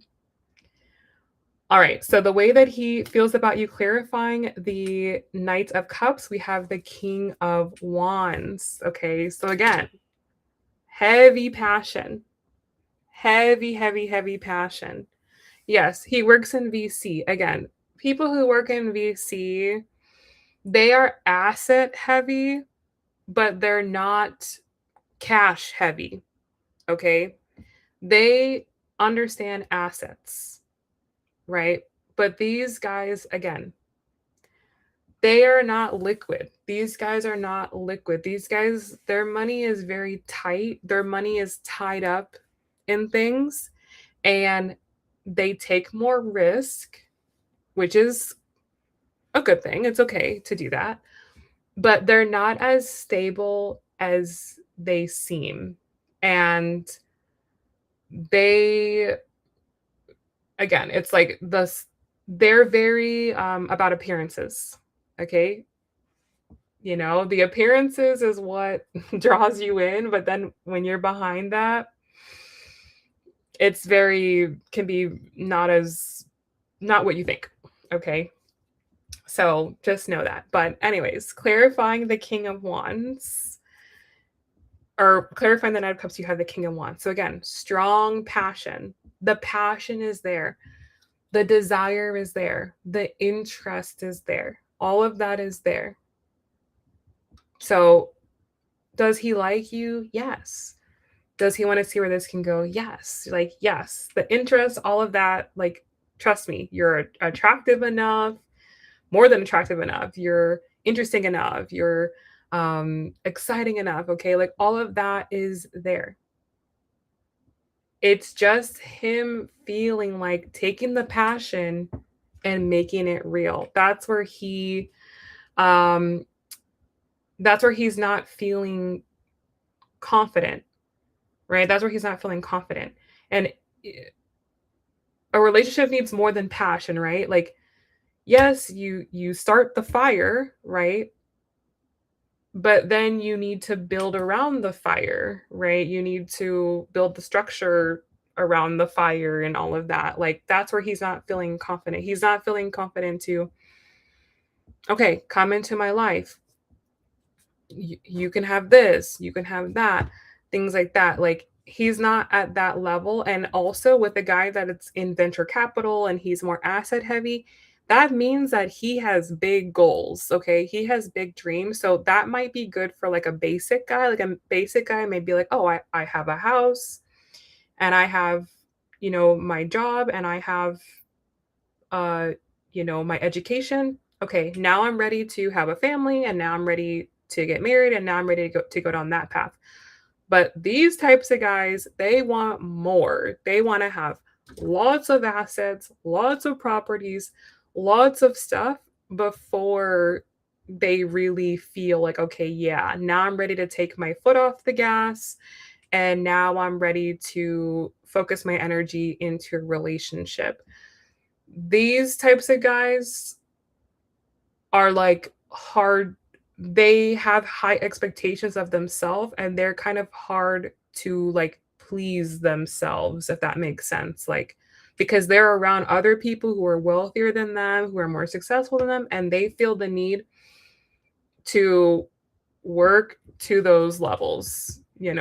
So I feel like he wants more. He's not like, "Oh yeah, I'm good where I'm at and I'm okay to like take my foot off the gas now." No, he doesn't feel confident there.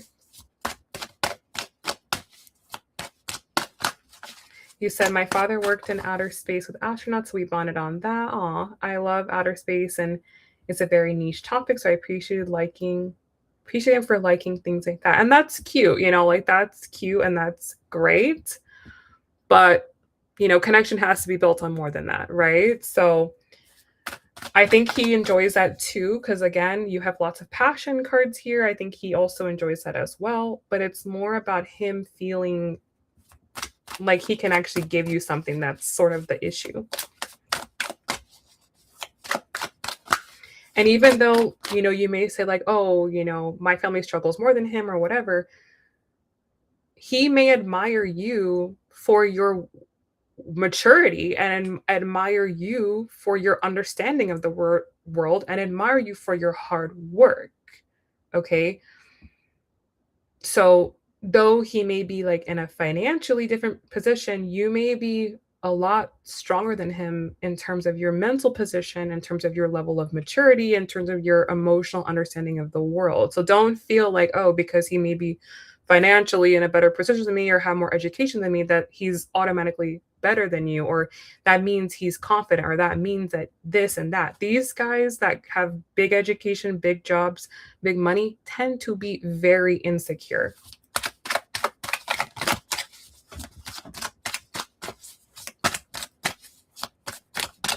Okay, so clarifying the Queen of Pentacles and how he feels about the connection, we have the Magician. He is like liking whatever connection you guys have. He's liking the connection, the conversation, the intellectual, right? You guys maybe being on that same intellectual like level. So he's definitely liking that. And again, you have like all the raw materials here. Like all the raw materials may be available to build this into something. It's just about him knowing how to build it, right? So it's like the raw materials are present. We have all the materials we need to build. Now we need to put them together in a way. We need to manufacture this in a way. And he feels, with it clarifying the Queen of Pentacles, that you're like, you don't need to lift a finger. Let me lift the finger. Let me do the work. You just sit over there and let me figure out how to assemble this. Which again, he's never assembled a life like this before. He's maybe never felt like he wanted to create a life like this with someone before. So he may not know how to build the structure. He may not know how to put the pieces together. He may not know how to like, make things work. And so that's okay. That is okay, because the intention and the desire is in the right place. But I feel like what the reading is trying to make you understand is like he's putting you on a pedestal, so don't put him on the pedestal. Let him work for you. Let him do for you. You just sit back. You just sit back and enjoy watching him do the work for you and enjoy the chase, right?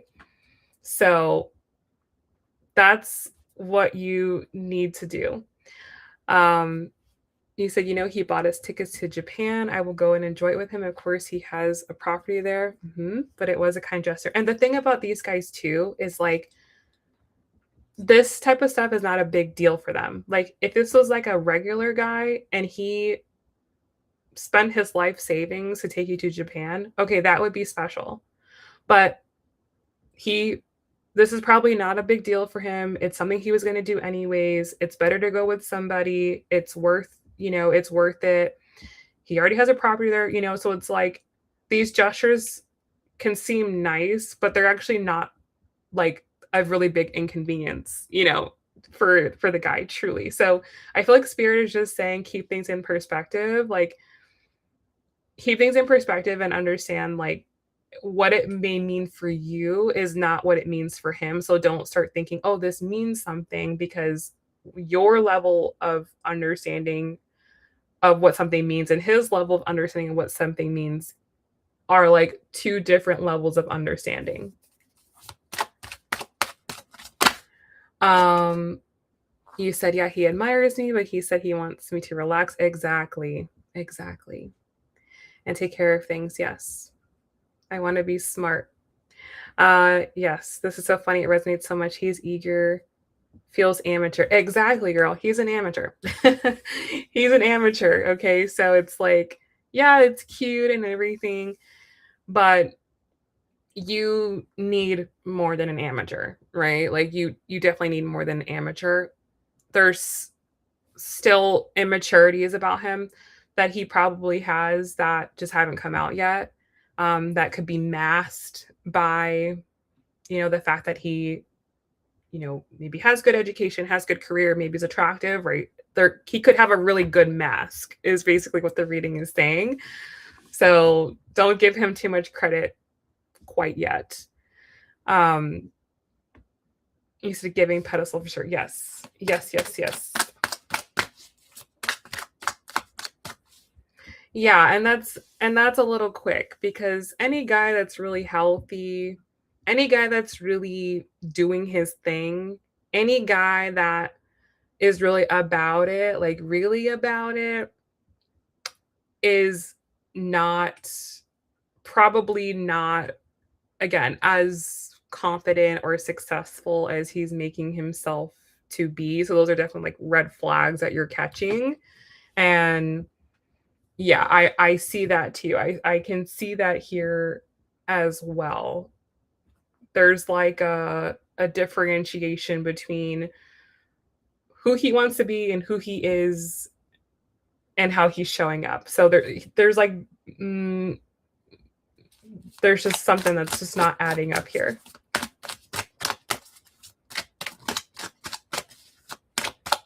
Exactly. It's like, hold on. Okay, so clarifying the Justice card in the challenge, we have the 10 of Cups. This would not be as easy as you think, or as easy as he's making it seem. Like, yeah, I'll take care of everything, I'll pay for everything. Da da da da da. It's like trying to love bomb you, everything like that. Like, he's trying to make it look on the front end like, no, this is going to be good for you. You don't have to do anything. It's going to be easy. But really, on the back end, that's where the challenge starts. That's where the work starts. That's where you start to really see the price that you're paying for this. And it's not as easy as you think, as easy as he's making it seem, as easy as he's trying to portray it as. So it's like, with time, you're going to see the truth. But he's compensating for something. He's covering up for something. Okay. And like I said, nobody is going to save you, right? Just because maybe he takes you away from work or takes care of your finances, that's not going to save you truly. It's not going to save your soul, right? It's not going to save your soul. It doesn't make everything right. You can still have an extremely toxic relationship with, probably a more toxic relationship with a man like this, because when you're reliant on him and he's making your life so good, you're willing to put up with a lot more than another type of guys. So you know, uh, these seem like a good idea, right, in the beginning. And then on the back end, you're like, oh no, what did I do? So I feel like the universe is saying, be careful here. This is not all that glitters is gold. Okay. Um, you said, girl, low key, my job is giving me a headache. I might take the offer. I get it. I get it. He already thinks he will marry me. Girl, proceed forward, right? Proceed forward, but have your wits. Have your wits and know there's more to the situation than you think. Know there's more to him than you think, and he's harder than he looks. He's more of a piece of work than he looks, okay? So let's get some oracle cards here. Let's first see what he wants to say.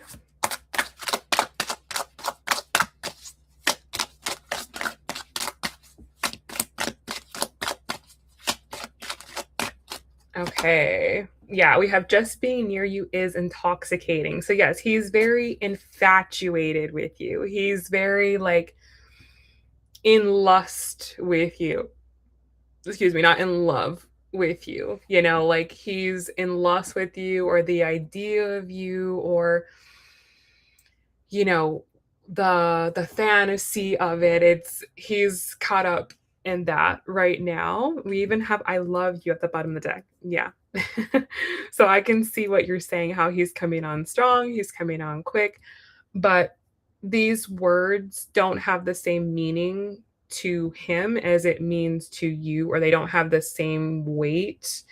Like the words are kind of being given lightly, let's say. They're not being given with care or given with real intention behind them, right? They're kind of more of like being caught up in the moment, feeling the passion in the moment, wanting to get you to meet him where he is and kind of fall head over heels without thinking, right? And like that's cute. And guess what? Maybe he can do that. Okay. The reality is he can probably do that.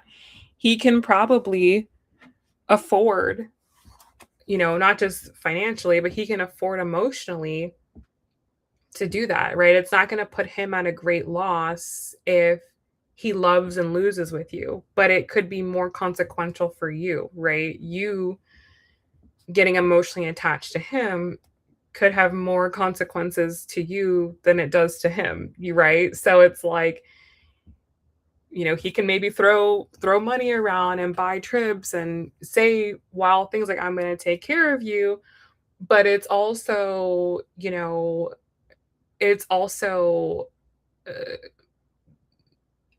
can be, again, he's not saying these things responsibly, or he's not saying them with maturity and saying them with like real weight behind it. Okay, so it's like what he says and the reality are like is off. It's off, and you're feeling it, right? Your spidey senses are saying like, I don't know, right? Sounds good, but I don't know. Yeah. Jupiter, yes, exactly. It is giving Jupiter in the seventh house. Yes, it is. Um, you said, oh yes, I can tell he's like exactly. Exactly. He is likely looking for connection. He wants connection. He wants someone to be right where he is. So, that's okay, but it's not coming with really understanding you and understanding your situation, truly. Okay, let's see what else.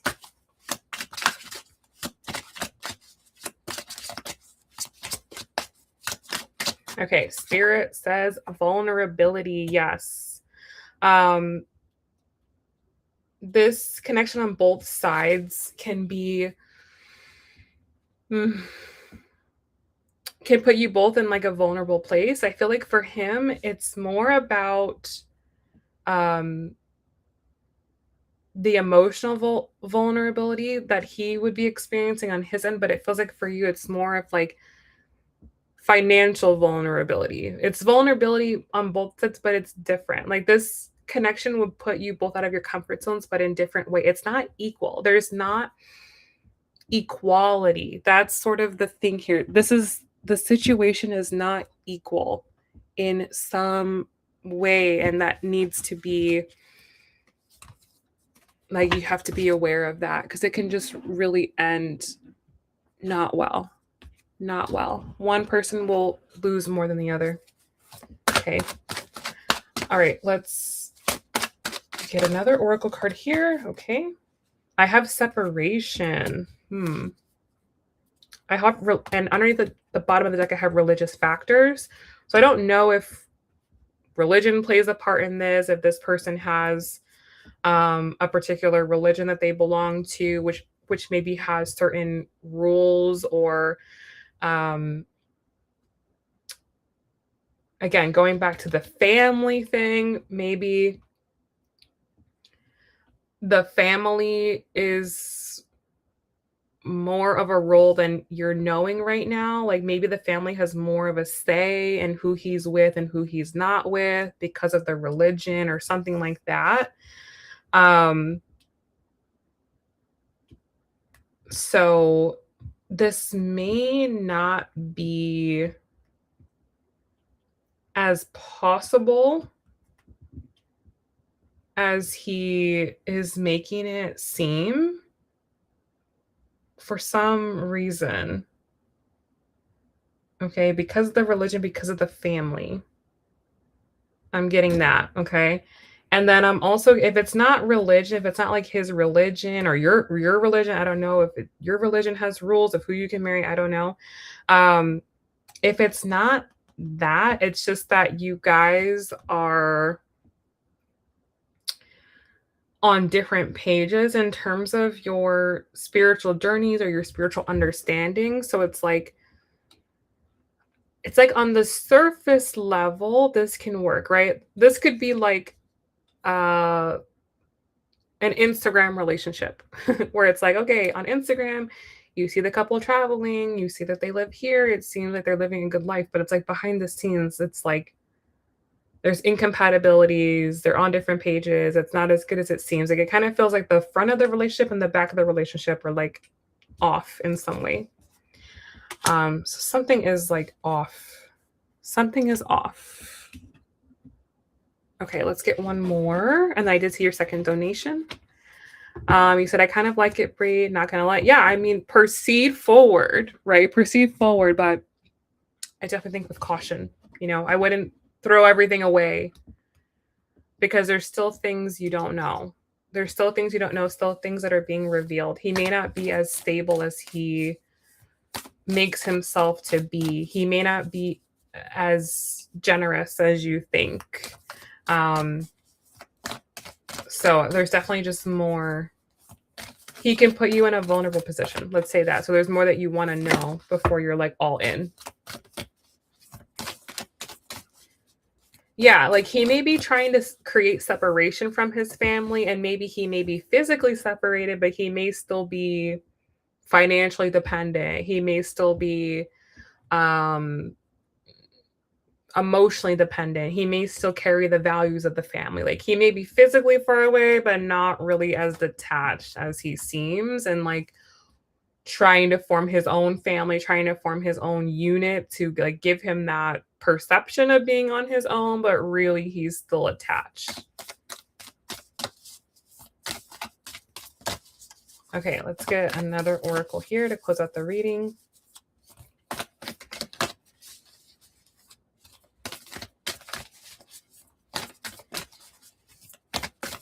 Okay. All right, we have power. Yes. Okay. And you instinctively know what is right for you, and you have the power to say no or walk away at any time. Yes. I feel like It's important to not give your power away to this guy on multiple levels. Okay, number one, not thinking he's like better than you, or he's smarter than you, or he knows life better than you. Like, not thinking that. That's like first thing. I feel like he's not, as you may give him more credit than he really deserves. Okay, that's like one. And then two, power may be a big thing in this relationship, like who holds the power, and one person having more power. I feel like that would be a big thing with this relationship. You may have to give up your power to make this work. Like, you may not be able to be fully in your power and be together with him. Like, it may be like you need to kind of like give up some of your life, or follow certain like rules, maybe, is what is coming through, or something like that, like certain like ideologies or something like this, in order for this to work. Like, he is not gonna be like, yeah, baby, do whatever you want to do, and go be successful and go work. Like, he is gonna be more like, no, like, why do you need to work? I can do this for you. Like, what do you need to do for there? Like, what do you want? I'll give you what you want. You know what I mean? Like, it may be like controlling, but like, I don't know. I don't know if that's making sense. Like, kind of controlling, but not like controlling. Hopefully you're catching my drift with that. Like, you just may need to live up to certain ideologies that maybe you're like not necessarily ready to actually give up. Okay. So, yeah, I'm just getting something there is like, be careful with the power, or just understand like the power dynamics before you fully get super wrapped up in this. Okay. All right. So that is the reading for him. Okay. You said, we're Christian, but I'm Orthodox. I was baptized in a Greek church. Interestingly, he is half Greek, but not Orthodox. He is half Nigerian. Oh, interesting. He is maybe Pentecostal or Catholic, which is okay to me. I don't know. I just wanted an Orthodox wedding ceremony. It's so beautiful. It's like my dream. Aw.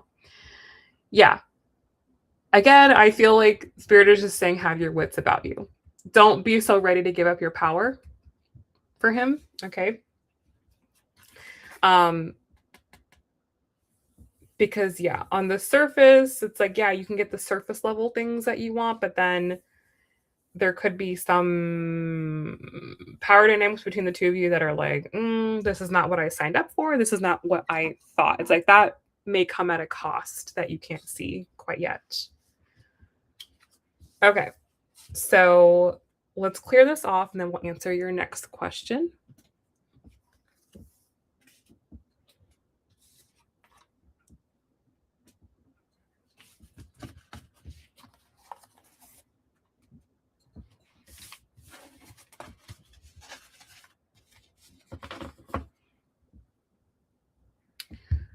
Okay, so your next question is, how will he treat me in a relationship? Okay.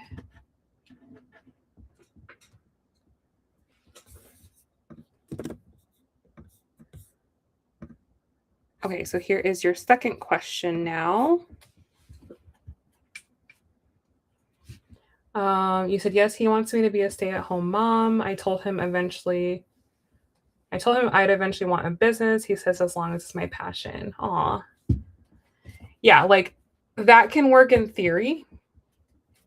I just feel, again, he's lacking the maturity to actually make that a reality. Like, at this particular moment in time, it's something he can say, but it's not something he can actually do. And that's the important thing to understand, is what he says and what he can do are different things. That's all the reading is saying, is like, don't give him too much credit right now, because he's not that person yet. Okay.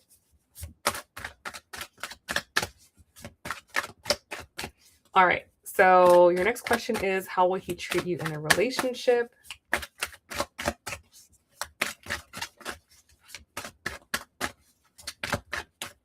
Okay, the overall energy, we have the Four of Cups. Okay, yes, this is what I'm getting. It's like, yes, you may have the relationship, right?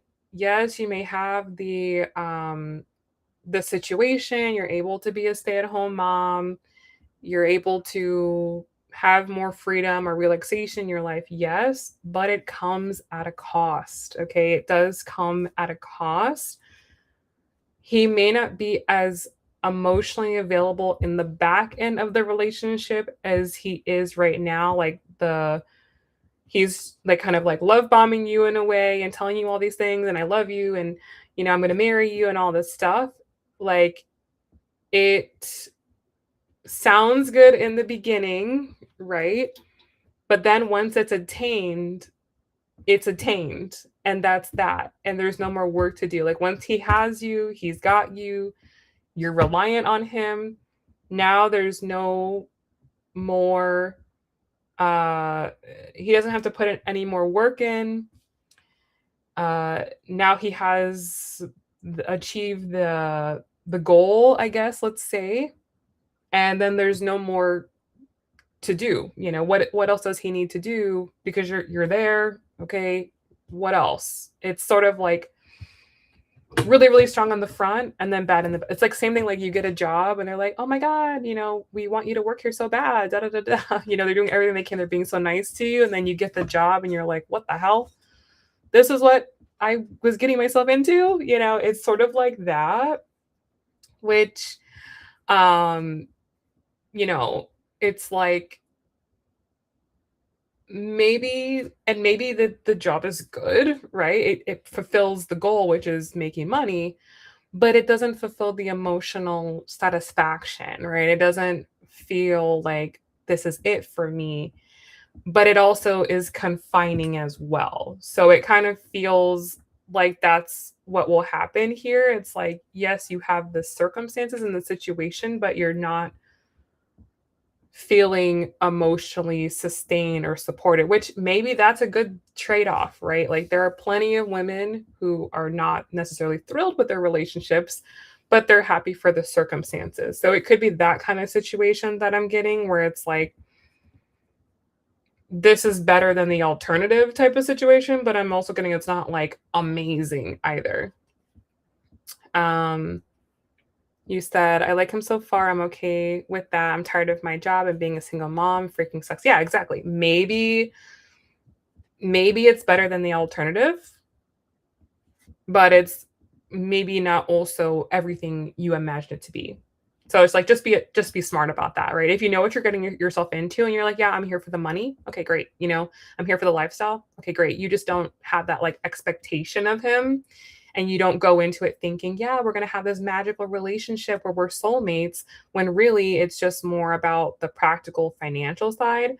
If you go in with that expectation, then you know what you're getting yourself into, right? You know that you're, Melania Trump, right? So you're going in as Melania, you're not going in as, what's the first type? Ivana, right? So you just know that.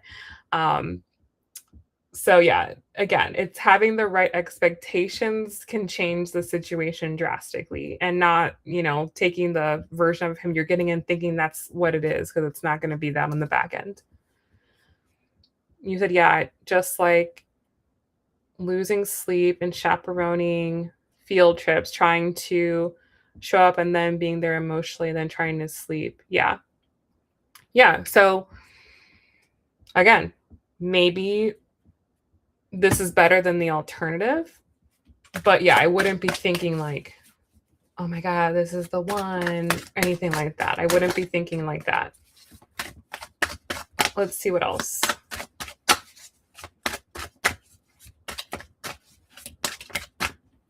Okay. Yeah, I have two cards. I have Four of Pentacles and I have the Queen of Swords. Yes. Yeah. So The stability piece will be taken care of. Okay? The structure, but that's where his focus is going to be, is on the structure. And then if you're asking for anything emotional, it's like, what are you talking about?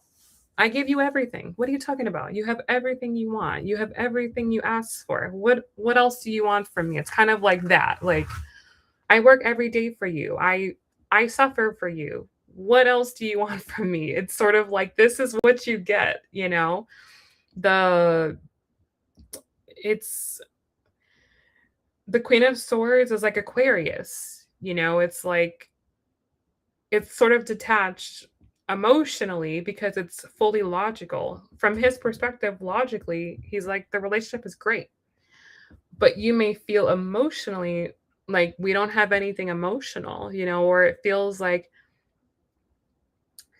this can go away or whatever. You maybe you try to assert independence and he's like, why are you asserting independence? Why do I have to provide for you if you're just gonna go create your own independence, you know? So I feel like unless you want to be really, really kept, like you're that bitch who wants to be really, really kept, proceed with caution. Because I don't think this is a guy that's like, yeah, baby, do whatever you want to do. Like, I'm totally on board. I'll support you all the way. It's more of like, if I'm doing this, I expect you to be a certain way. I expect you to act a certain way, which may be like, whoa, I didn't know I was getting that, you know?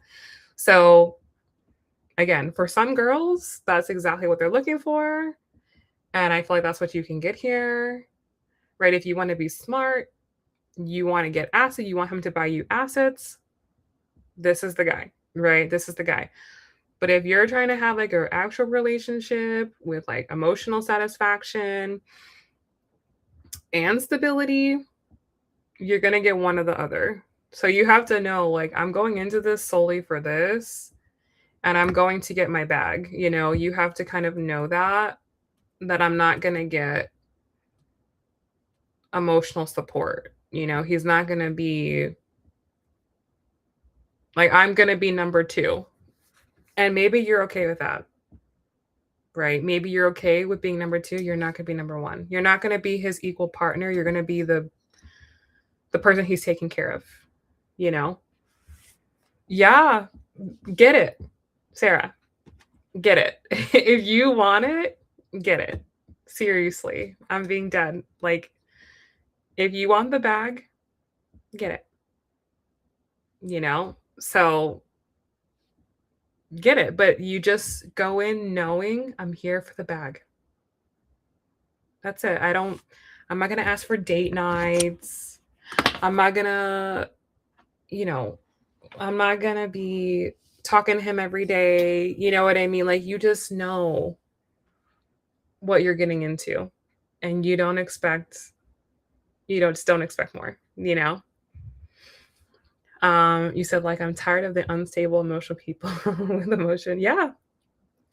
I'd say go for this. Because even if it doesn't work out fully with him, at least you're gonna learn a lot.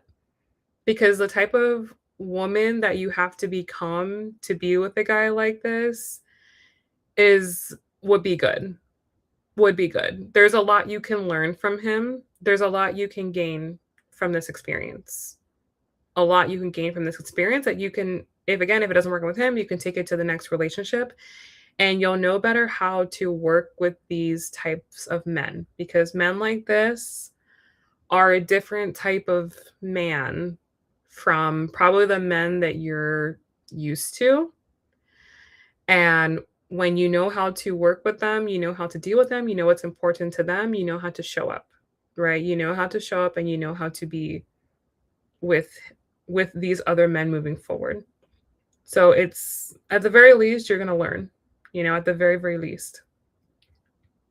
Yeah. Yeah, so try it out. Try it out, but again, with this type of guy, you have to be realistic. You have to be realistic and you have to understand he's not interested in you working. He's not interested in your stability. He's not interested in that. He's interested in that the fact that you're available to him emotionally, you're available to him sexually. You're available. He's the number one. He's number one in your life, but you're not number one in his life. But you still benefit from that. You benefit from not being number one because you benefit from the stability. So you kind of sacrifice some of the lovey-dovey stuff for stability on the back end. And but you still have to be available for him. It's, you know, again, he's your number one, but you're his number two. So it's not like, a normal connection where we're both kind of on the same page and we're both equal. It's kind of like a little unequal. But again, maybe it works for what you want, okay? So it requires you to be softer, more less not less stable, but like more receptive, more feminine, more allowing. You're not questioning him, you know, what are you doing? You're not expecting a lot. You're letting him be who he is. He's who he is, and I'm okay with that. And I focus on myself. I focus on myself and just taking care of me and, living my little life, finding my happiness and things like that. And, you know, you're not like concerned about him and what he's doing because he can take care of himself. He also said, forget my son's dad if you're with me. Exactly. It's about power. No other man is going to have power over you. He's going to have power. So that's it. He's in charge. If this guy is your guy, he's in charge. He's in charge. He's going to tell you where you guys are going to live, where you guys are going to go, what you guys are going to do. It's not a joint decision, because it's what he needs to do for his career, for the money, for the stability. He's the one leading you forward. He's the one doing the investing. You don't need to have a business. You don't need to do that. He's going to do that. So you're just really relinquishing a lot of your power over him. So that means you have to trust him. You have to really trust him. You need to trust him. You need to be smart. You need to acquire assets, right? Just in case things go south, right? Like this is a different type of, energy. Yes, exactly. That's exactly pottery. Exactly. That's a great thing. That's exactly something that you need to do. Something where you're doing it and you're not worried about where he's at and what he's doing and da da da da. Is he gonna text you? You know, he gives them to you. How you acquire assets, he gives them to you. You say, okay, yes, I get married, but you buy me a condo, or something, buy you a condo uh that you can manage, something like that. It's like anything he wants, you have to get something in return, right? You don't just give. If you're giving the marriage, you need to get something in return. Or your name needs to be on his business or something like that. Like you need to make sure that you're getting something. If you give him a child, the child needs to have a trust. Like there needs to always be something for something. You're giving something for something. You're not giving something for nothing. It's when you give something for nothing. These are the women that end up with nothing. They end up, on the street, with nothing to their name because the man did everything and they don't know anything. So you have to be like smart. If he's going to be making you not work, you're going to be a stay-at-home mom, then some things need to be in your name. He needs to buy you property. He needs to buy you land. He needs to, if you want to get more education, he needs to pay for your education, right? Like he needs to pay. And that's what I'm saying. He, right now, at this particular moment in time, cannot do that, right? Like he may say that, yeah, I'll do this and I'll do that.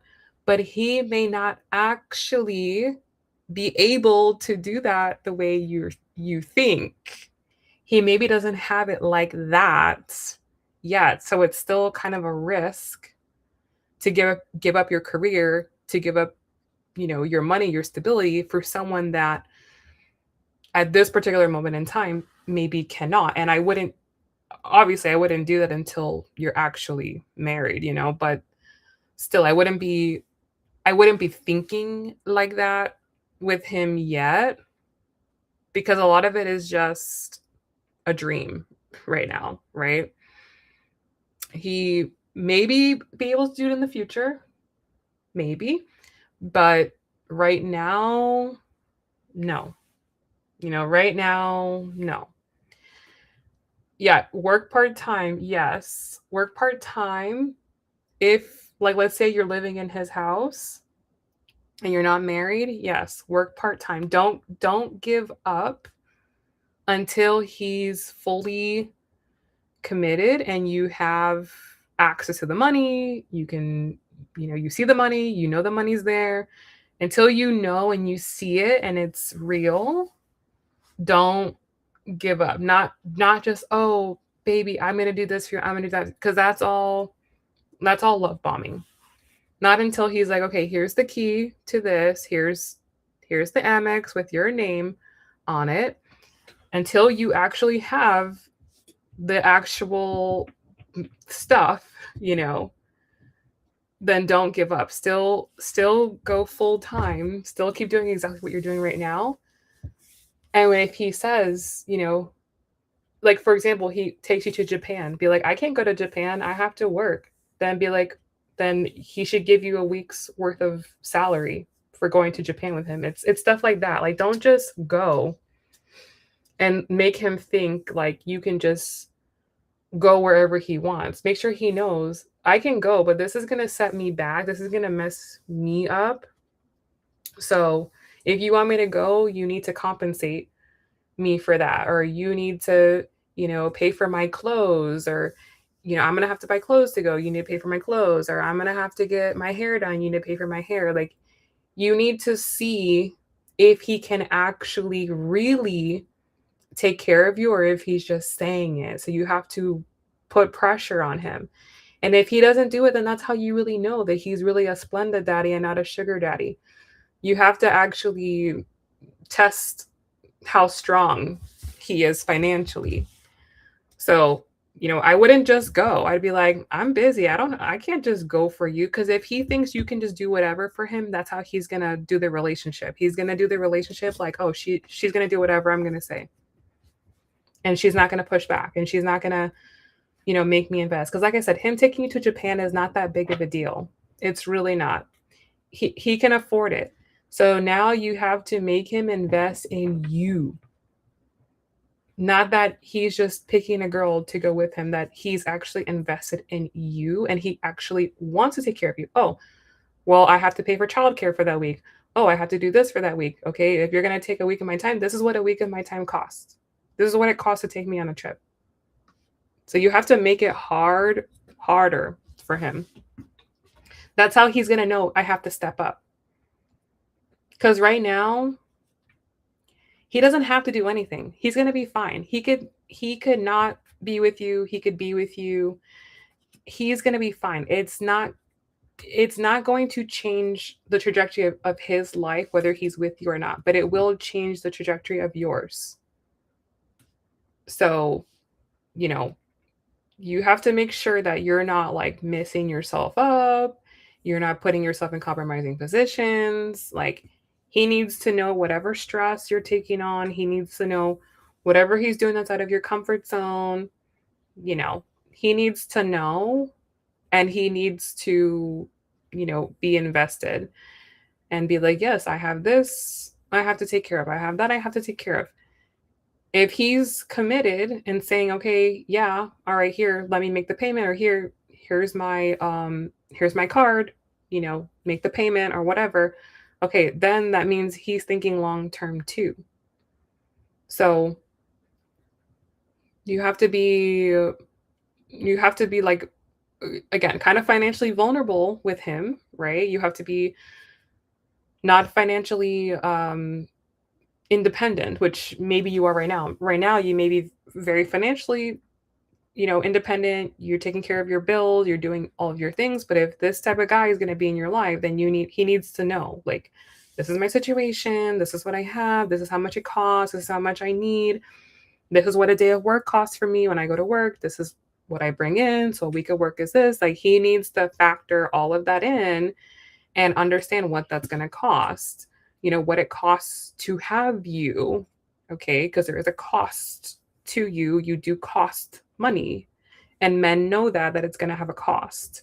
So he needs to know that, so that way he knows how to set himself up. And he needs to factor that in. If he's thinking long term as well, then he's going to factor all of that in. So that's what you need to know with him. Okay, if I'm not going to get maybe the emotional connection I want, I need to ensure and be positive that I'm going to get my financial needs met before I give up everything to be with this type of guy. So you have to be extremely smart, and you have to be very strategic, and you have to state what you need confidently and not go back shopping, whatever, girl. He can go, he doesn't matter. That money doesn't matter. Okay. He could put that on a card. Who knows? Maybe his daddy pays the card. You don't know. Like, you don't really know. You don't really know how the money is going until it's really doing things for you. That's really moving the needle forward for you. Shopping is not moving the needle forward for you. Taking over responsibilities and paying real bills, that's moving the needle forward. That's what you have to see with him. That's how you know how invested he is. Him taking you shopping blows up his ego. That blows up his ego. Him buying you a trip to Japan, that blows up his ego. That's more about him than it is about you. Don't be foolish. That's what girls do with these guys. They get foolish. They get caught up in the looks. Oh my God, they're easily impressed.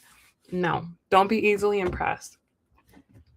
Be like, okay, that's cute, but how about you throw down a student loan payment for me? That'll really do something for me. Like, that's the type of stuff you need to say to him.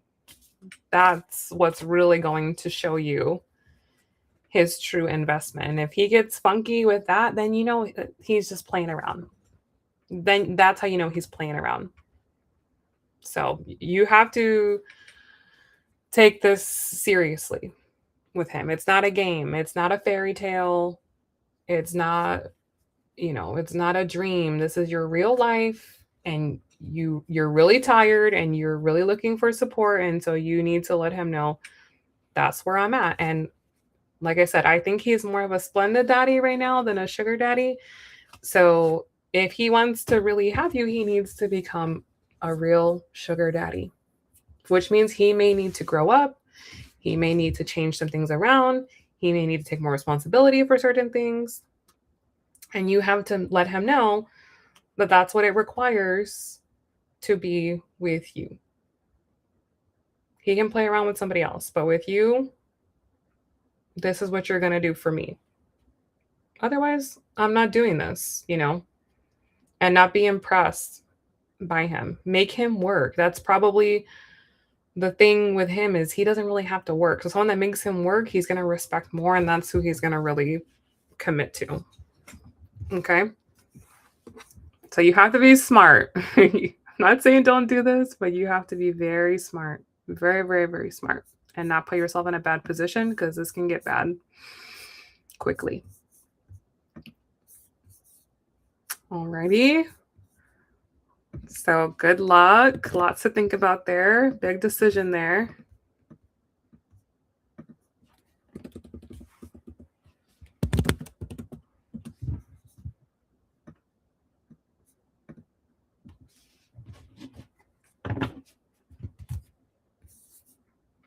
You're welcome.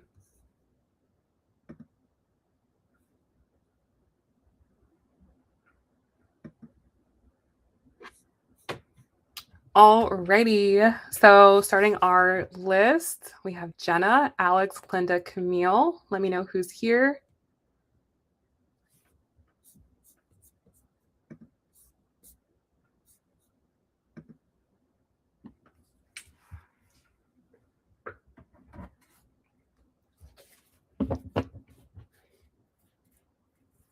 Alex, hello. Thank you.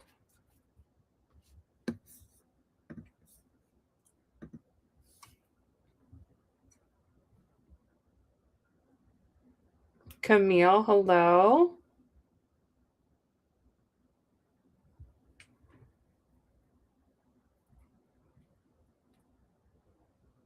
I'm good, love. How are you?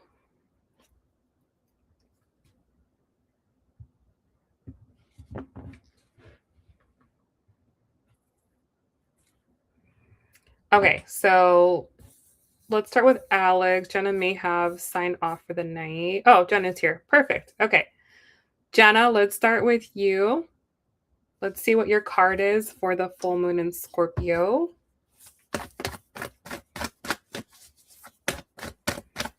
Okay, thank you. Thank you for being here.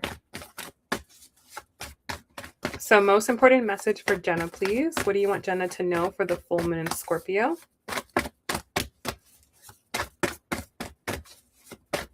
What message do you have for Jenna at this time?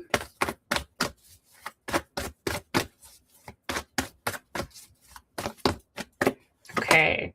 We have the Death card. Wow. So there you go. That's Scorpio right there. So, and interesting, I have the Two of Wands in reverse at the bottom of the deck. So that's very significant. I don't read my cards in reverse. My cards are not reversed. And yeah, this is the only card that actually is reversed. So the message here is there is a need to, before you proceed forward, before you keep going on the path that you're going on, to take kind of like a Uno reverse and look back at the past, look back at where you've come from, and understand how all of that has led you to where you are right now. Okay? There's a need to become conscious of why you make the decisions you make, why you are the person that you are, where that comes from, and what part of you is genuinely, authentically you, genuinely, authentically Jenna, and what parts of you are more of a result of your upbringing, your childhood, your family, the town you were born in, the school you went to, the programming you've received in school from your parents, from church, if you went to church, the ways in which you have set yourself up more to be like socially acceptable or people pleasing, or for people to have, like a positive, perception of you, and what parts of you are like truly authentically you. Like, this is me and this is who I am and this is like the way I do things, and where is there maybe some disconnect, right? Where are things that maybe you're doing that maybe you don't really want to do, or you don't really know why you're doing it. There's no like real true passion or intention behind it. It's kind of more like, well, this is what everyone else does, or this is what I was told to do, and become a little bit more conscious of that. So that way, moving forward, you only put yourself in places and situations and around people that are actually authentic to you and really are adding value to you and really are helping you align with the life that you want to have moving forward. So this full moon is a time to get really, really real with yourself and understand like your deep psychology, and also to understand your traumas, okay, and how those traumas are affecting the way that you're showing up in life, and how those traumas are kind of making you make decisions that, had you not had those traumas, have you not had those experiences, you might be making different choices now. And so the earlier you become aware of those things, the less toxicity you have to deal with moving forward, because that will be your biggest downfall, is not being aware of those things and then only coming into those realizations after bad things happen. Okay, so kind of you want to get ahead of things, understand things on a deep level, and then make decisions that are not coming as a trauma response or a fear response or people pleasing response, and make decisions that actually are authentic and real and true and you. Okay. All right, so that's what I have for you. Good luck.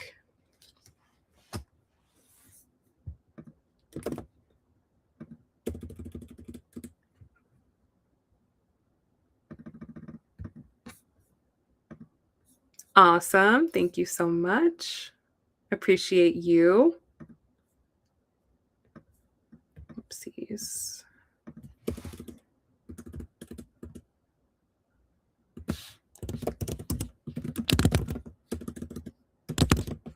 Okay. All right, next up we have Alex. Why did it do that?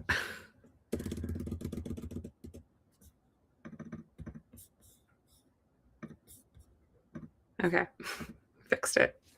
All right, Alex, your message for the full moon in Scorpio.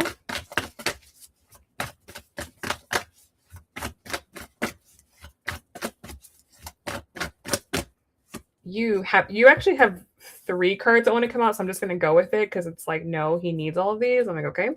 I have 8 of Pentacles, I have Chariot, and I have the 8 of Wands in reverse. Okay, interesting. What's with these reversals? Yep, everything is upright.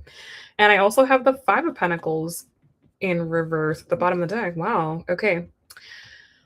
All right. So, wow. 8 of Pentacles. This actually is related to Scorpio as well because Scorpio is the 8th sign. Okay.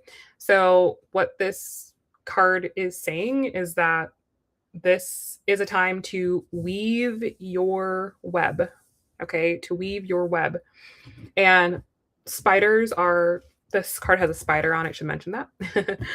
And, what this card is saying is it's time for you to build the network or build the system that attracts and keeps what you want towards you. So for you, you don't really need to like, what I'm getting for you, you don't need to like do any crazy big things. You don't need to take any like crazy big action. Okay. Like I'm not seeing like, oh, you need to build some crazy business. You need to, you know, travel here and meet with all these people. Like I'm not really getting that for you. What I'm getting is what is going to work for you is attracting what you want to you.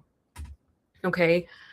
And becoming someone else's like perfect person in multiple areas of life, right? Becoming someone else's perfect friend, becoming someone else's perfect spouse, becoming someone else's perfect, whatever. And creating a system and creating a life that attracts the right people and keeps the right people. Um, that is what you're having to build, and that starts with you, right? The foundation of that is you, and you're already doing this work, but you know disconnecting from what has been and starting from scratch, right? Building your web from scratch, going all the way around and weaving everything and making it as big as you need it to be to hold everything that you need to hold it into. And that's going to take time, right? It's going to take time for you to build that. But once it's built, like that's where your abundance comes from. Like, so everything stems from you. So it's like the cleaner and the purer and the more intention you have, the more you build with intention, the better you get. So this is just an example, not saying to actually do this, but for example, let's say you want a particular partner, right? You want a particular partner that has these particular characteristics. So rather than going and trying to find that person, what you want to do is become attractive to that type of person. Become the type of person that makes that person see you and come to you, right? So building your web, building your life where that person goes, oh, that's my perfect person. That makes sense. That's where I need to go, right? And presenting yourself and showing yourself, this is who I am. and this is what I have to offer, and I'm open and I'm available, right? Not running out and chasing it, right? It's more about becoming so powerful and becoming so attractive and so bright that it just brings people right towards you. And it allows people to choose you, right? Rather than you chasing after them and you not knowing if you're really that person's type. It's like you will know that you're that person's type because they're going to come to you and they're going to be asking you, "Hey, I want a relationship with you," or "I want to work with you," or "I want help from you." Exactly. So it's like you're becoming magnetic. So it's you don't have to, and I think naturally you probably are a little bit more like introverted anyways. Like you probably are a little bit more like feminine anyways. So it's like understanding that about yourself and not being in a different energy that's not your natural energy, but also understanding that you have to present yourself in a certain way that brings that to you. If you are more feminine, if you are more intuitive, then there is a way to carry yourself that brings that energy towards you. And that's what you have to embody at this particular moment in time. Okay. Yes, you're divine feminine. I felt that as well. So, and you wouldn't, that's why you would be attracted to me as well. So, it's about, like really going, okay, this is my main energy source. Yes, we have both, but there's one that's more easy to access, right? And I feel like for you, from what I know about you, I feel like it's probably more easier for you to embody your divine feminine, and it's probably going to be easier for you to attract more than to chase.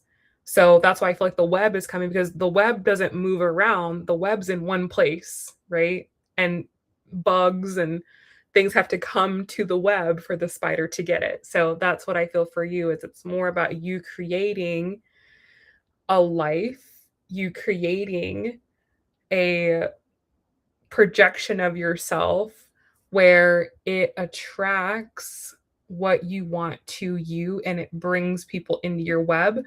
And like once they're in your web, they're there, right? Like they're there and they're like interacting in your sort of energy field. And so that requires you, right, to have that really clean, receptive energy where there's abundance, because that's what the spider represents. The web is abundance, right? So there needs to be abundance and not like financial abundance, but abundance and that when someone comes into your web, there's a lot to get there, right? There's a lot on offer where it's like, whoa, all of my needs are met, right? Like you want to be like the Amazon of webs, where it's like you come in my web, you can get everything here. You can get all these products and your groceries and movies and everything, right? It's like you want to have this full web, this full life with all of this abundance and all of this energy. When people come in, they're like, oh my God, I can get everything here. This is my one-stop shop for everything that I need and am looking for.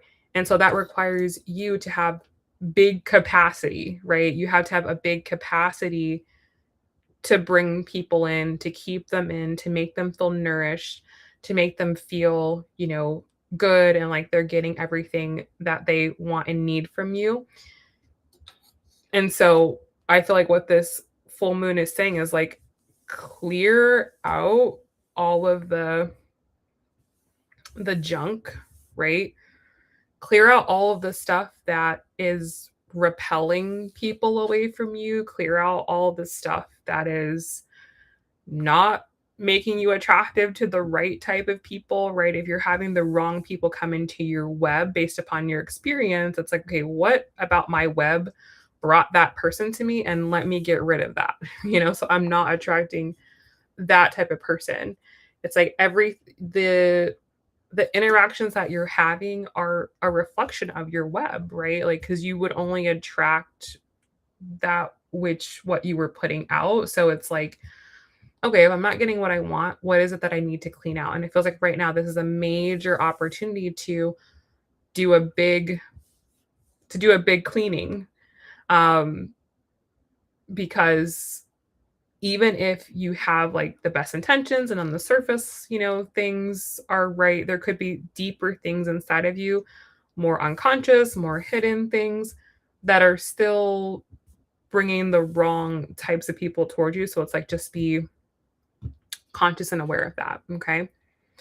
So I then have the Chariot that's coming out with that. And so, exactly, spring cleaning, exactly. But on the inside, exactly, love that. So yes, then we have the Chariot. And you know what the Chariot is? The Chariot is family, okay? Family, our inner world, our ancestry, our past. So that's where a lot of the work is happening. You're already doing that. You're already aware of that. Don't think we need to harp on that, okay?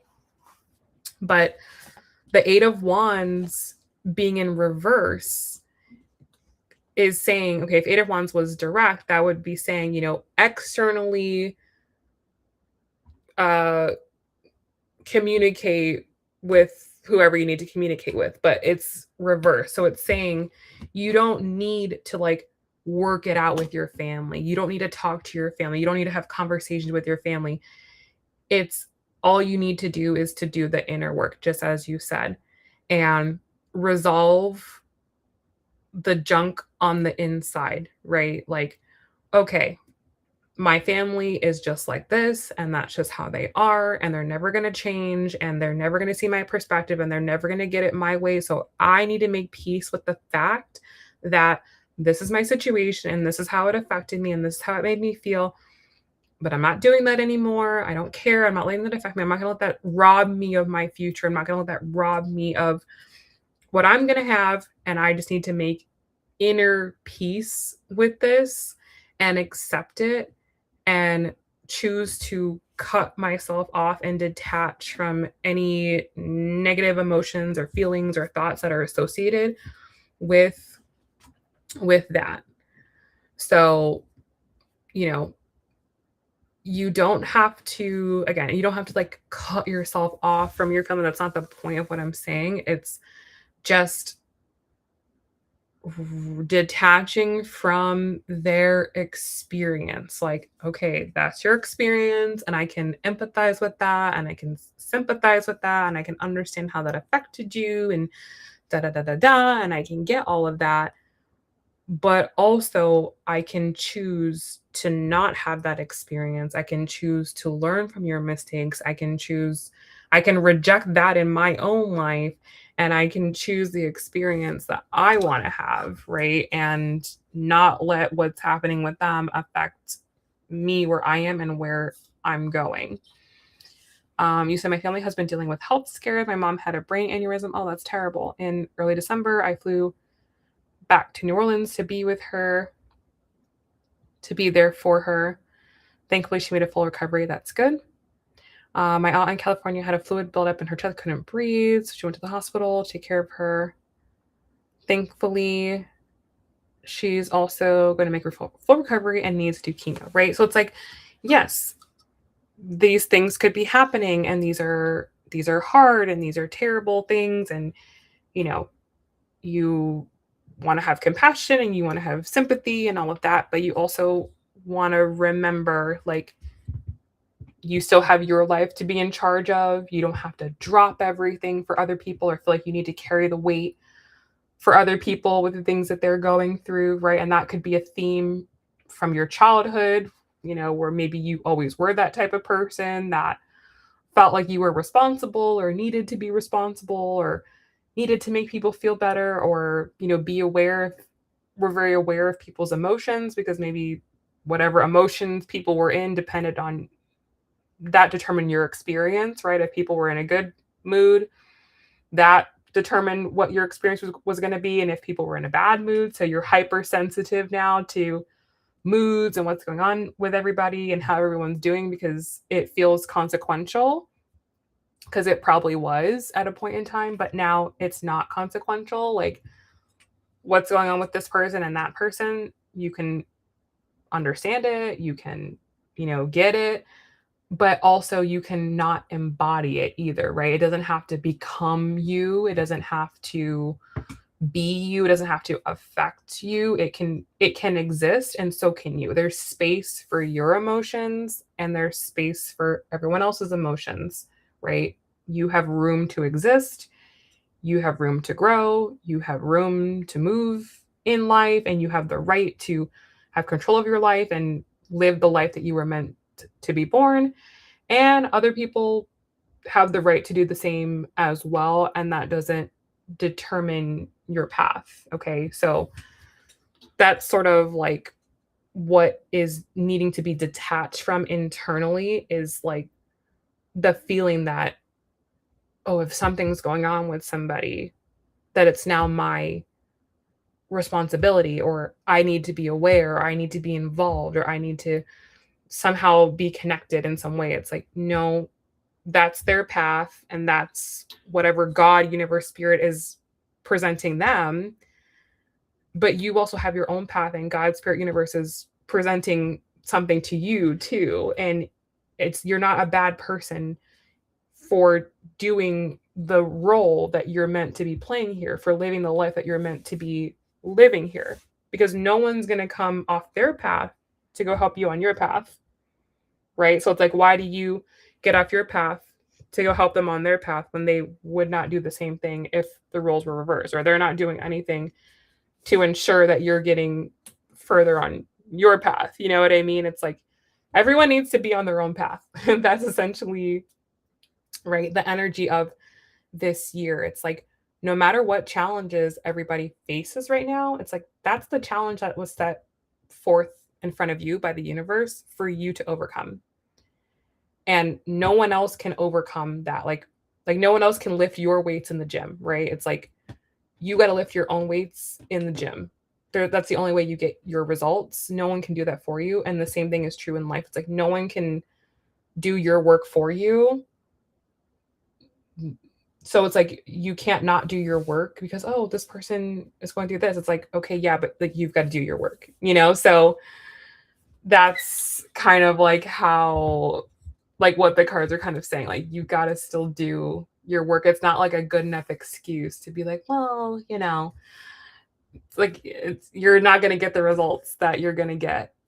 And it's just about putting yourself first, you know? So that's all the cards are saying. Yeah. Yeah, exactly. But it's like, you know, that was given to you. That was a gift that was given to you. You don't have to repay somebody for a gift, right? If someone gave you a gift, they gave you a gift. It was a gift. It was, here, I'm going to do this. I'm giving this to you, and I'm not expecting anything in return because it's a gift. And accepting that gift, you know, accepting the gift and going, yes, I'm worthy of the gift, and I'm thankful for the gift, and I accept it. And it doesn't have strings attached, right? It was given to me, and I'm taking it, I'm accepting it. Not saying, "Oh, I'll take this gift, but you know, I'm going to get you something back in return." It's like, no, that's not how a gift works. A gift is a gift. You just take it. Thank you. You know, thank you. You don't have to feel guilty, bad, you know, oh, I have to repay it. You know, I have to return the favor. It's like, it was a gift. You were given a gift. Take the gift. Okay. Take the gift. Don't feel like now I owe, you know, no, it wasn't a loan. It wasn't, okay, I'm going to do this for you, Alex. But now, then when I need you, you need to drop everything and be there for me. Right? No, that's probably not how it went. It probably was, I want to help you. I'm in a position to help you. Helping you is not going to throw me off my path. And so I'm going to give you this gift. Now, oh, I'm in a bad situation. So if you come here and I help you, then you're going to have to pay me back, right? That's the difference. You don't have to feel bad that you needed help at that time, that you needed assistance at that time, you know? So you have to still put yourself first. So there's still like, I feel the cards are saying there's still things that you're like internally still working through, which again, you already know that. That's not anything you don't know.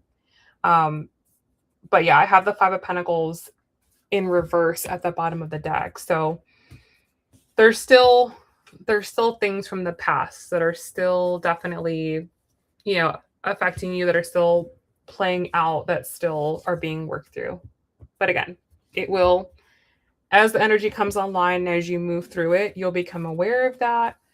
You'll know what to do, but the ultimate focus is on building your web so you can start to bring what is meant for you to you, right? That's the big thing right now. Okay? So, hope that was helpful for you. And yes, just send her prayers, let her know that you're there, that you're thinking about her, but continue to build your web, right? You have to build your web. You have to focus on your future and move forward. Okay? Oh my God, yes. Beautiful. Beautiful, beautiful, beautiful. Alrighty. So next up we have Clinda. Aw. Then you're aligned. You're in the right place.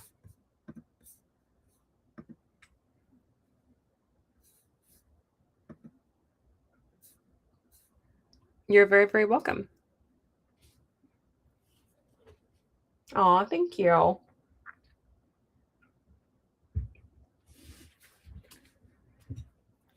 Alrighty, Clinda, thank you so much for being here.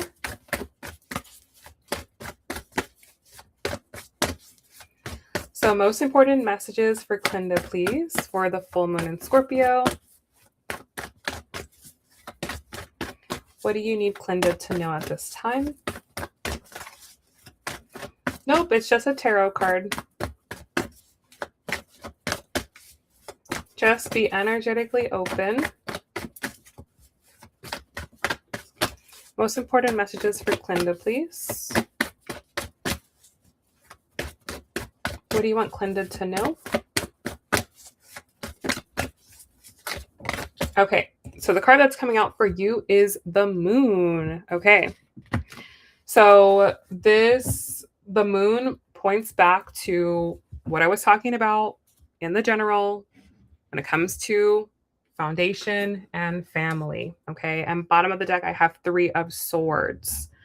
So it feels like there's some type of pain there. There's some type of trauma. There's some type of heartbreak that may have occurred from your family or from the past or in relation to maybe the mother specifically, but could be the dynamic of the parents. Could be deeper than that, could come from the ancestry line, but it feels like there's some type of pain that's needing to be seen and healed at this time, because you may be making decisions in your life based upon either something that happened to you or happened to somebody else. And so now you're kind of carrying the pain, but there's like no reason why you need to carry it. Like it's not your pain to carry. Okay. So you could be like afraid of something or doing something out of fear, like, oh, I don't want to end up like this, or if you do this and you end up in this situation. So it's kind of, you're like kind of living in fear or trying to avoid something from happening, as opposed to just like living authentically and like living from your heart and just doing like what feels right. It's more of like, oh, like, oh, you can't do that because if you do that, then this bad thing happens and you don't want the bad thing to happen. So I'm going to live like this, and I'm going to like kind of like live in this lane and not go on that lane, even though maybe I kind of want to go in this lane, but, trying to avoid things. Like you could sort of be like curating your experience to avoid something from happening, as opposed to just living authentically. So whatever that is, like that needs to be revealed at this time, and the root needs to be gotten to the root of it. Because it feels like it's not really your pain to carry. Like it's not really your burden to carry, though maybe it was sort of placed on you, or it was given to you by somebody, or it was like a seed was planted in you where it's like, okay, you don't really need that fruit anymore. You don't need that tree. The tree is rotting, the tree is dying. You don't really need to carry that around anymore.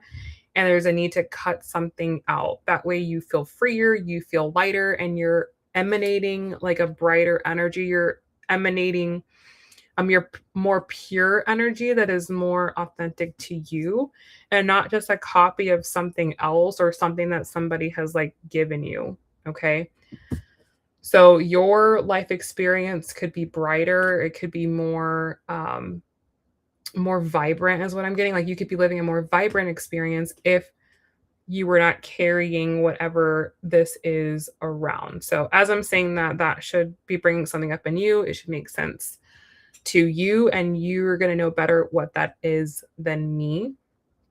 So you want to get to the bottom of that. You don't want to create a fear-based reality or just a reality that's just avoiding something.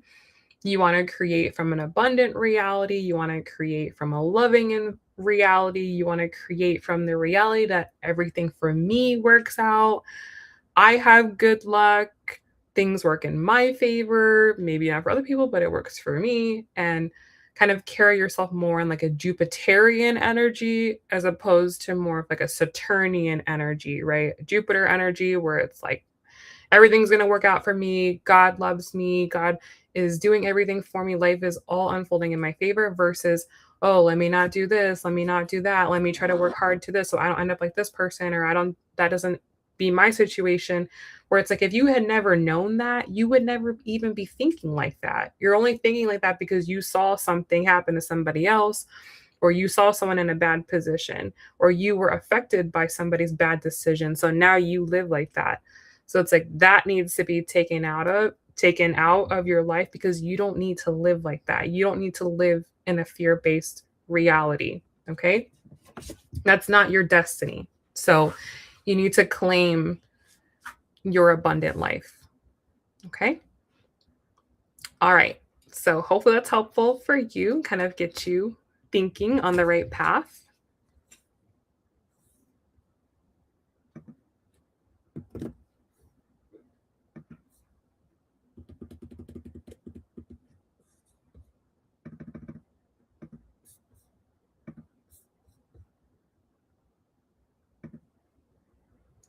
And then finally, we have Camille. Yes, that is the last one. All right. You are welcome, Clinda. Let's see what Camille needs to know.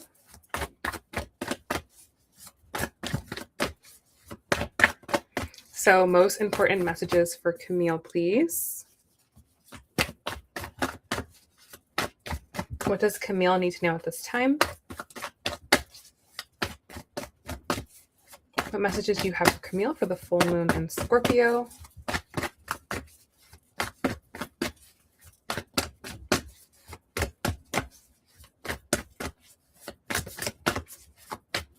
Okay, so your message for the full moon in Scorpio, we have the Mother of Swords. Okay, bottom of the deck, we have the Three of Wands. Okay, so this is actually really cool. So this is saying for you that you need to guard and protect your wants, dreams, wishes, and desires like a hawk, and be more discerning over the thoughts that you carry, because the biggest sabotager to your success is going to be your own mindset. There can be some limiting beliefs in your mindset, toxic mindsets that maybe worked at a particular time in life, but don't apply now, that need to be cut out, rooted out, replaced with more positive mindsets. And that is going to prevent you from getting where you want to go more than anything, more than anybody else, more than any experience that you've had, more than what anyone else can do to you. Your own mind will be the biggest sabotager to you getting where you want to go. So it's like you need to catch yourself when you're thinking negatively. You need to catch yourself when your mind is going off on a tangent over here and it's not going to the future where it is that you need to go. You have to start being more in charge of like what you consume in terms of the content you consume, the music you listen to, the environments you're in, the people you're around. Like you have to train your mind to only focus on what you want and not what you don't want or not what you're trying to like not have or not avoid. So kind of like what I was saying, Clinda, like not operating from like a fear-based mentality, but operating more from a Jupiterian mentality where there's all these possibilities and life is getting better for me and I'm moving forward and every experience is happening for me and everything is a learning experience. And when I learn the lesson, better comes. Like understanding that the difficulties that you experience likely are a manifestation of the mindset, right? So if you're experiencing difficulties in your world, that's just a projection of what you're thinking. If you're thinking negatively, you're going to get negatively. So it's about catching yourself and going, what's in my brain and what's going on over there? Like what is on that projector reel inside of there? Because the reality I'm seeing, I don't want to live this reality.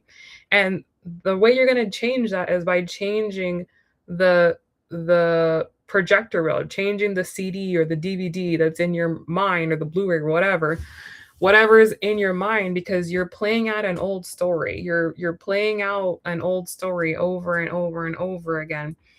And it's like you need to change the story. The story needs to be more positive, and when the story internally is more positive, then the external reality that you're seeing will be more positive. So you have a lot more control over your life than like you think. You're not like subjected to the things that you're subjecting. Like you're subjecting yourself to things. You're making this reality. And it's 333 as I'm saying that. Like you're always making your reality as you go along.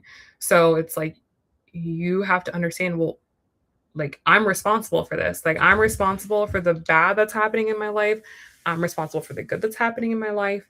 And if things are not going the way I want, it's my responsibility to change my mindset. So you probably have programming that comes from family, that comes from your upbringing, that comes from your childhood that maybe was all negative. Negative this, everything's so bad. This is hard. This is a struggle. So now you see the world through struggle. You see the world through hard. You see the world through you have to work for every little thing and everything's a hustle, everything's this. And it's like, no, it doesn't have to be like that. If you think like that, then yeah, then it's going to be like that. But it doesn't have to be like that. Maybe it had to be like that for your parents. Maybe that was their karma. But that doesn't have to be your karma. Their karma doesn't have to be your karma. You can have your own karma. You can have your own life. You can have your own reality, your own experience. You just have to change the program, right? You have to change the program. And that starts with you really thinking about what is it that I actually want and believing that that's possible for you, that it can happen. And starting to shift your mind from, oh, that's hard or that's never going to happen to thinking, no, that is possible for me. That type of stuff happens to a person like me. That is a part of my reality. Maybe no one else's reality because there may be no one else around you that's moving or thinking like that. But that's how you're going to be different. That's how you're going to break chains is by thinking differently than the people who got you where you are right now, right? You have to be different. You have to be, a maverick. You have to be an out of the box thinker and be different than everyone. You're not going to get a different life doing the same thing that everyone else is doing or having the same thinking that everyone else is having. So either you're accepting your reality, and if you're accepting your reality, then know that you're the maker of it. Don't blame anybody else or say, oh, it's this person's fault. That no, you're accepting the reality. You're making the reality and you're accepting the reality. If you don't want that reality, then say, I don't want that reality. I don't want this reality and it's my fault. And because it's my fault, I can change it. I can do something about it and take accountability and take responsibility. So it all starts with you. It starts with you changing your mind, opening your mind, expanding your mind, Maybe you have to expand your environment. Maybe you need to get out of your environment. You need to go to another environment. You need to expose yourself to new things, do exposure therapy. Put yourself in the environment that you want to be in. Just go visit it, just be around it, talk to people, look at things online, right? Start exposing yourself to a new reality and reprogramming yourself for the life that you want. And the failure to do that is just going to result in more of what you don't want. So it's like, okay, if you're not going to make the change, then you're not making the change, but take responsibility and say, well, it's not happening because I'm not making the change. Don't blame anybody else. It's not happening because I'm not making the change. Maybe at a particular point in time, yes, it was this person's fault, but it's not anymore. Now it's up to you. And so either have your circumstances stay the way they are and be like, well, this is, I accept it. It's easier for me, whatever. I'm going to suffer and fine. I'm just going to suffer and that's okay. But don't make it, oh, what about this? Why is the universe doing this to me? Why is this happening to me? It's like, no, it's not happening to you. You're making it happen, right? Be realistic with yourself. But in the same respect, you can take the other path and go, okay, yeah, like, okay, I got myself here. This is my situation. Okay. I've been in the wrong headspace. I haven't been on it. I've been thinking negatively. I've been, addicted to the fear, but I'm going to turn this around and I'm going to do different. And no, it's my responsibility. No one's coming to save me. No relationship's going to change that. No career is going to change that. It's the changing of the mindset that's going to give you what you're looking for. It's not that you need to get what you want and then you're going to be happy. No, you got to get happy and then you're going to get what you want. So flip the thinking, right? It's not, oh, when is something going to come? It's like, no, when are you going to change your mind? When are you going to do something different? When are you going to take new action? That's the real question. Like, turn it back around on yourself and say, when am I going to do this? And if I'm not doing it, why am I not doing it? What am I afraid of? What am I scared of? What you question yourself. Now you have to kind of get a little bit more into yourself, get in there, get into your soul, get into what's going on inside of you and sit in that. It's nothing in your outside world is messing you up. It's your inner world that's messing you up and not going deep enough and taking responsibility and cleaning things out. That's what's messing you up more than anything. So you are the biggest sabotager for your life. Period. So take that, sit with that and go, okay, I gotta turn this around and it's up to me. And if I don't do it, then it's also up to me too. My success and my failure is me. So that's where you're at. That's where you're at. What you're doing and not doing is creating the reality you're in right now. Nobody else. Nobody else is making this life what it is for you. Okay? All right, so that's what you have there. Hopefully that's helpful.